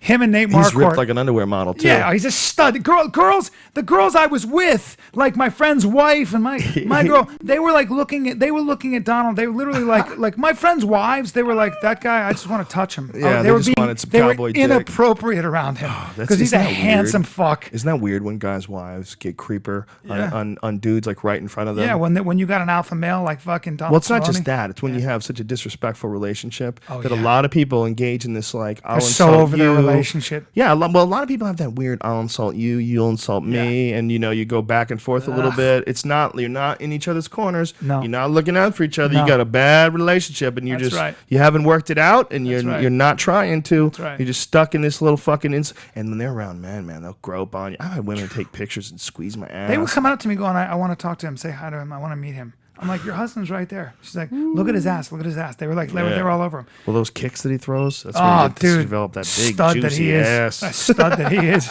fucking What a shredded. fight that was. Holy shit, that was a crazy fight. Yeah. And it was right when I just got done saying that he has to be very careful. He can't get overconfident because Melvin can fuck you up with one punch. Yeah, and because then he's so explosive. Oh my God, that left hook Melvin landed too. That could have, and Donald kept it together because he got fucking I know you said rocked. when were you okay after that punch? And he goes, right now. Yeah, he was not okay, and he still threw the kick. See, that's how confident he is in his ground games. One of the things about Cerrone, I love that. He'll fucking let those kicks fly, man. Because if you take him down, man, his chances are he's going to threaten you from the bottom. He doesn't get ground and pounded, and he threatens dudes with triangles and arm bars. He's not just long; he goes for it, man. Yeah. He attacks on the ground. So he's not holding back. So he's willing to throw, even after getting tagged like that. Weight he class still throws a head kick. But 55 is such I want to see him fight Jose Aldo. It's crazy. At 55. Yeah, well, Aldo is most likely going to move to 55 eventually. He's still young. He's only 25, and he's having a hard time making weight. Although he's had a less of a hard time of it lately because he cut back on the weightlifting. The weightlifting, he was bulking up in between, fights and putting on mass, and then the cut was harder for 55 is just a division of killers. Oh yeah, well, so is 45, man. It's all 45. Shit. Every weight class is growing. 35 is growing now. There's this Eric Perez kid that fought this weekend. It's constant. There's so many fucking good fighters, man. It's the whole division, the whole UFC, every single division is expanding and getting deeper and deeper and deeper. The heavyweight division is getting deeper and deeper and deeper. Yeah, they're gonna have Cain Velasquez versus Junior Dos Santos on New Year's Eve. Really? Didn't they? Fuck yeah, son. They fought already. Dude, it's going to be on the 29th or the Didn't 30th. They fight they're already? going to have a rematch. Oh, boy. Yeah, after Cain destroyed Bigfoot. Cain just ran through Bigfoot Silva. But cut him up, blasted him on the ground. The Santos is such a good boxer, man. He's scary. Oh, he's scary. I'm glad I'm not a fighter, man. Oh, That's just every time you step in that octagon, you're going to war. Every single time. It's what we talked about earlier. It has to be what you really want to do. It has to be what you're really driven to do. It has to be your calling. And if it's not your calling, you better get the fuck out of there because there's a guy like Junior Dos Santos on the other end of the ring. And it is his calling. When Anderson Silva steps in that cage, he doesn't wish he was in a fucking mariachi band. No. Mariachi, whatever. He's ready to fuck you up. That's what he's there for. That's what he does. He's not supposed to be doing anything else. Yeah, I just, the margin for error now is so small with these guys. They're so good, some of these guys. The level is insane. The level's increasing speed constantly. difference between, when I was watching, the speed difference between Cerrone and Gallard and the fights before was astronomical. Well, they were both throwing haymakers, and that is part of it, is that they were throwing to kill. They knew each other very well. Yeah, I can't believe Gallard went down. That was such a vicious thing. He was really bad. hurt. Well, Donald hit him absolutely perfectly. He clanged him with the left shin to the head. He likes that left high kick with the switch. He throws that so well to the head, man. It's such a powerful shot. A lot of guys don't throw it that hard, so there's dudes that stand there and they'll take one of those on the gloves. They'll kind of recognize that it's coming, but they'll still try to avoid it. Instead, try to move. You can't do it to Anderson. You try Rich Franklin tried the high switch kick on Anderson. Anderson sees it coming, knows what you're going to do, and just bends and slides off his shoulder, and he looks right at you. He's the fucking Matrix. He's incredible. But Cerrone's got so much power in it, and he's got so much dexterity with his legs. It just clang. It just comes. It's almost like it's shocking how quick it gets there. He seems so confident in this fight. Oh man, and he was very confident. And then the right hand he landed afterwards was just a bomb. It was just pinpoint. It was like boom. It was like flying at him, all his power directly on the jaw. And that was the knockout. Who fights Henderson next? Nate does. Nate Diaz does. Oh boy, I love Nate. Yeah, that's going to be incredible. I love Nate Diaz. Yeah, well, that was a tough fight, man. That a lot of people thought Frankie Edgar won that fight. Almost unanimously, the professionals on Twitter thought that he won that fight. He's the toughest guy he's the toughest small guy in the world. I mean, Frankie Edgar's a motherfucker, dude. I thought he won the fight afterwards by decision, but it was I would have to honestly go back and watch it again and actually score it with my mouth shut to make an accurate assessment of whether or or not my feelings after the fight are over are accurate. You know, I'm really careful about saying what I think when it's a real close fight like that until I actually sit down and watch it as if I was scoring it. Because if you're watching it as a commentator, you're also involved in it. You're trying to be entertaining. You know, I'm trying to like explain what's going on, and I would have to like in order to do that and do like a really effective calculation of whether or not one person won or the other, especially when it's close, because it was the fight unquestionably was close. There's no doubt about it. It was a very close fight. No doubt about it. The people who thought Henderson won it agree with that. The people that thought Edgar won it agree with that. It was a tightly contested fight. So to really watch that and judge it, you got to really shut your fucking mouth and sit there with a pad. And you got to know the game. And you got to mark things down. And if you had, the best would be if the judges had access to the information that Goldie and I have access to. Like we have access to all the takedown. Like the end of the round, we have a thing that comes up. Yeah, this is fairly recently. Oh, okay. In the last few fights. Who's taking stock of that? Who does it? Yeah. It's UFC staff. Okay. So the production staff is They're counting watching everything. They're counting strikes, and there's a whole like segment of the show where they'll go to effective strikes, takedown attempts, submission attempts. So we get to look at hard numbers as well as like our gut feeling about things. Like there's sometimes a guy will land like little pity pat shots and he'll land a bunch of them, but the other dude lands one haymaker. Well, that haymaker is worth more than those pity pat shots. So sometimes numbers don't necessarily mean, but it's good to have that information to add in addition to your calculations on how you feel about it just watching it. Right. So you need almost more than you watching it on your own, because I'm not just watching it, I'm getting fed information as I'm watching it. That's ideal for a judge. Not that it would really, not that it wouldn't help to clean house and just get people in and know what the fuck is going on in an actual fight. That certainly would be, but I also think they need access to information the way we have. They finally gave them monitors. They get monitors now, which is very nice. That's huge. I'm surprised they finally gave them to them. Yeah, not everywhere, but we've done it in certain places. Things in slow motion would strike me. Very important. Yeah. Very important as well as to have angles on shots. You know, there's sometimes it looks like a guy landed when really the guy fell. Yeah. The guy slipped. Yeah. You know, there's it's all not sorts an of easy weird job. things. No, it's not. You know, it's very really hard, not. and it's not rewarded when they're good at it. No, it's only critiqued when they suck at it. You know, I swear to God, man, when I have a weekend like this weekend, where we did the show at the Paramount and we did the Comedy Works in Denver and meet all these cool people and everything, it really does feel like this crazy fucking dream life, man. It's so fun. You've earned it. Everything is so fun. You've earned it, and you've created. Yeah, nobody earns this, dude. Yeah. Nobody deserves this. This is some crazy lucky shit. It ain't just that you earn it, because it didn't even exist before. It's not like you say you earned being the UFC commentator. But you've always been successful. But you know what I'm saying? Before I was the commentator, the other people had done it. But I'm saying before, when I was a young man thinking about this as an aspiration, this job didn't even exist. Right. You know, like that's just fortunate. I remember when you got it. That's when you were like, "Hey, I'm going to do the UFC," and I came down with you, and I met Tank Abbott back then, and I was like, "Geez." It's so fortunate, though. Jeff Blatnick, it's ridiculous. Yeah, Jeff Blatnick, great guy. Yeah, he's great a great guy. Love that guy. Olympic gold medalist. Yeah. And it's so strange to have like that kind of a life. You know, it's so strange to have all these cool friends and to like have this dream weekend. I remember when we were all hanging around, you and me and Joey Diaz and Brendan Walsh and Doug Benson. We were eating after the show, after the UFC. Yeah. We were laughing, drinking good wine, eating sliders and buffalo wings, and just killing it. Yeah. All of us laughing at each other. Yeah. I mean, that's like, we're so fucking fortunate, man. That's what. I remember so you left me that fortunate. message. You're like, we're so lucky we get to do what we do. We're so fortunate. Yeah. In every aspect, in the friends that we have, in our occupations, and it's amazing. It's completely amazing. But to do what we did, to get like this posse of comedians together for that show, like at the Paramount, that is really important. Yeah. And it's one of the things that we were talking about before you got there.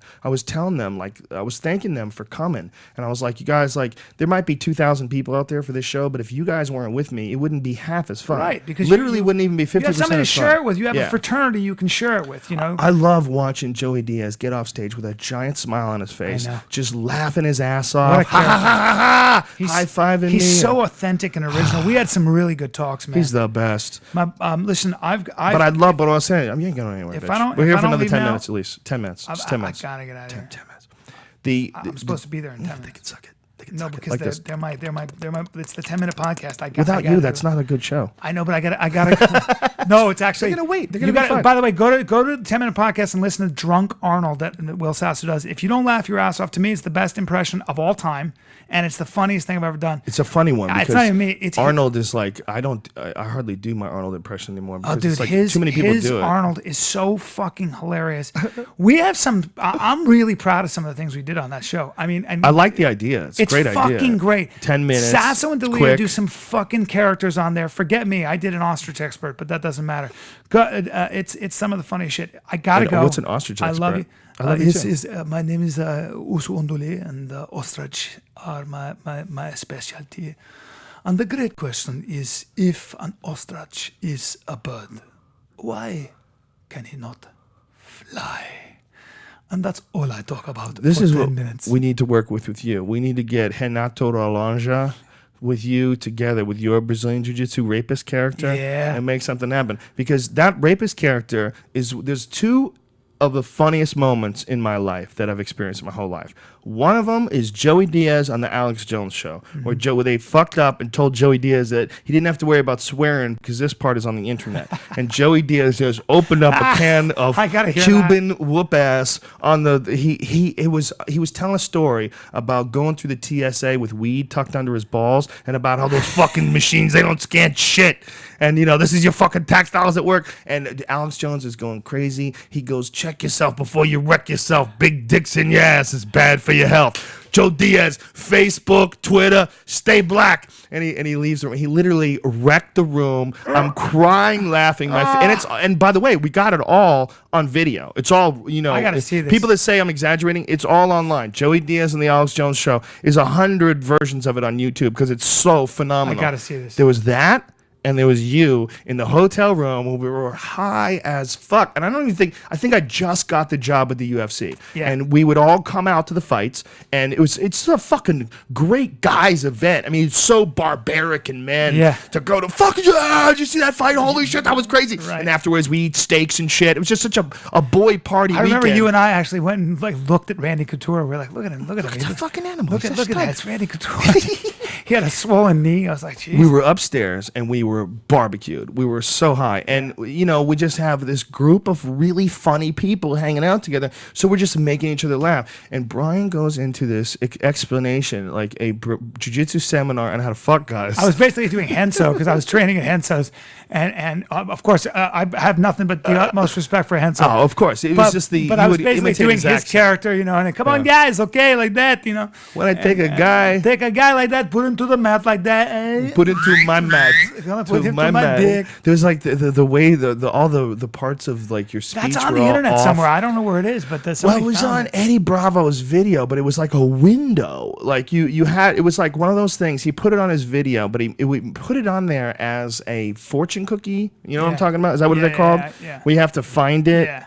Whatever. Yeah. So he put it on there. I think, is that what it's called? A fortune cookie? I don't know. Whatever the fuck it's called, when someone puts something on their DVD and you go and find it. So he put on there like you had to press like a couple of different things for it to come up. It was one of those stupid things that people did before they realized that extra content, you should let people watch it. Let people watch that shit, And so Eddie had that. He thought it would be really funny. And I also think he was worried about, it was so dirty, like connecting it to his thing. I think he would do it now because like on Mastering the System. Yeah, but you got to be careful when you're building a brand or whatever. And if you're interested in that, go to 10thplanetjujitsu.com because Eddie's got a whole web series called Mastering the System, and a lot of that is with Renato Rolanja, who is this, I don't want to tell you the whole story because I don't want to give up the joke. Well, we'll do it. But you got to get together with him. And we'll do it. I'm coming back on the podcast. And teach guys how to kiss guys. I want to thank you guys. Dude, fuck yeah, man. You can come out on the podcast anytime you want. I'll do extra ones for you. If I have a full week, we'll do one at night. We'll always do it anytime you want, man. I'm sorry I have to leave early today. It's no worries, man. Thank you, everybody. But you should tell those guys to fuck themselves and stay here for a little while longer. We're on the internet right now. This is as good as it gets. Tweet me at Bryan Callen. What we're doing right now is as good as we do. Tweet me and at we are BRYAN. And we are doing it. CALLEN. Now it's a game for me. Joe Rogan, I love you. I love you too. Don't leave. I got to do my commercial. They're waiting for me. But I can't. I got to let you out of the house, man. This is fucking. There's animals out there. Security. I'm leaving. Hold on. Let me end this. All right. This podcast is over, ladies and gentlemen. Go see Bryan this weekend in San Diego at the American Comedy Company. And go to the American Comedy Company. Support it. It's great that San Diego finally got a real fucking comedy club, and it is a badass one. Thank you to Alienware MMA. Follow them on Twitter, Alienware MMA on Twitter. Alienware sponsors through Sucker Punch Entertainment a lot of fighters. And we really appreciate the shit out of that. So we started using Alienware computers for all of our podcasts. And if you're into gaming, they're fucking fantastic. They're really awesome. They sent us this 18-inch laptop, and it's fucking tremendous. It's if you want to play games on them, they're like the graphics, the speed, they're really incredible. They're pricey, but they're really worth it. They're incredible gaming computers, and we thank them for supporting us because we love the fact they hooked us up with computers. We love them as a company, and we love the fact that they support MMA fighters. We think it's a ballsy move, and I really appreciate the fact that Dell, a big company, has the guts through Alienware, which they own, to step in and sponsor fighters. I think that's beautiful. And so we support people who support MMA. Thanks to Onnit.com as well. Go get yourself some battle ropes and kettlebells so you can be manly like Bryan Callen. Like me. Throw that rope around, bitch. Get yourself a dancer's physique. I love you, Get America. some alpha brain, feed your brain with some nutrients, and get your shit together, you dirty bitches. Look, we love you.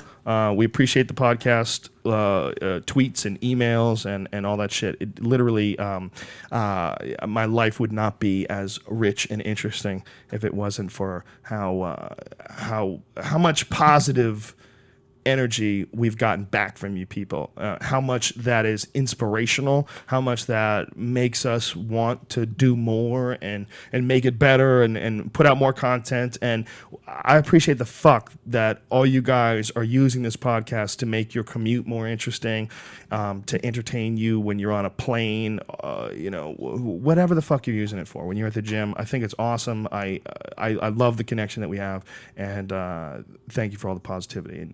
It inspires me to no end. And that's it, you dirty freaks. Tomorrow we will have Jamie Kilstein on, my favorite, well, not my favorite vegan. He's one of my favorite vegans. He's my favorite vegan lefty comedian that weighs 8 pounds. He's a great guy, though. And he's a very smart guy, and he has this, besides his strange ideology, he's got his heart in the right place. He's a good human, and he'll be here tomorrow. And then we have Andrew Dice Clay on Wednesday. On Thursday, we have 2 podcasts on Thursday. You leaving, you dirty bitch? You're the best. And the best. you can find them on Twitter. I gotta go. All right, take care, people. Big kiss. Love you.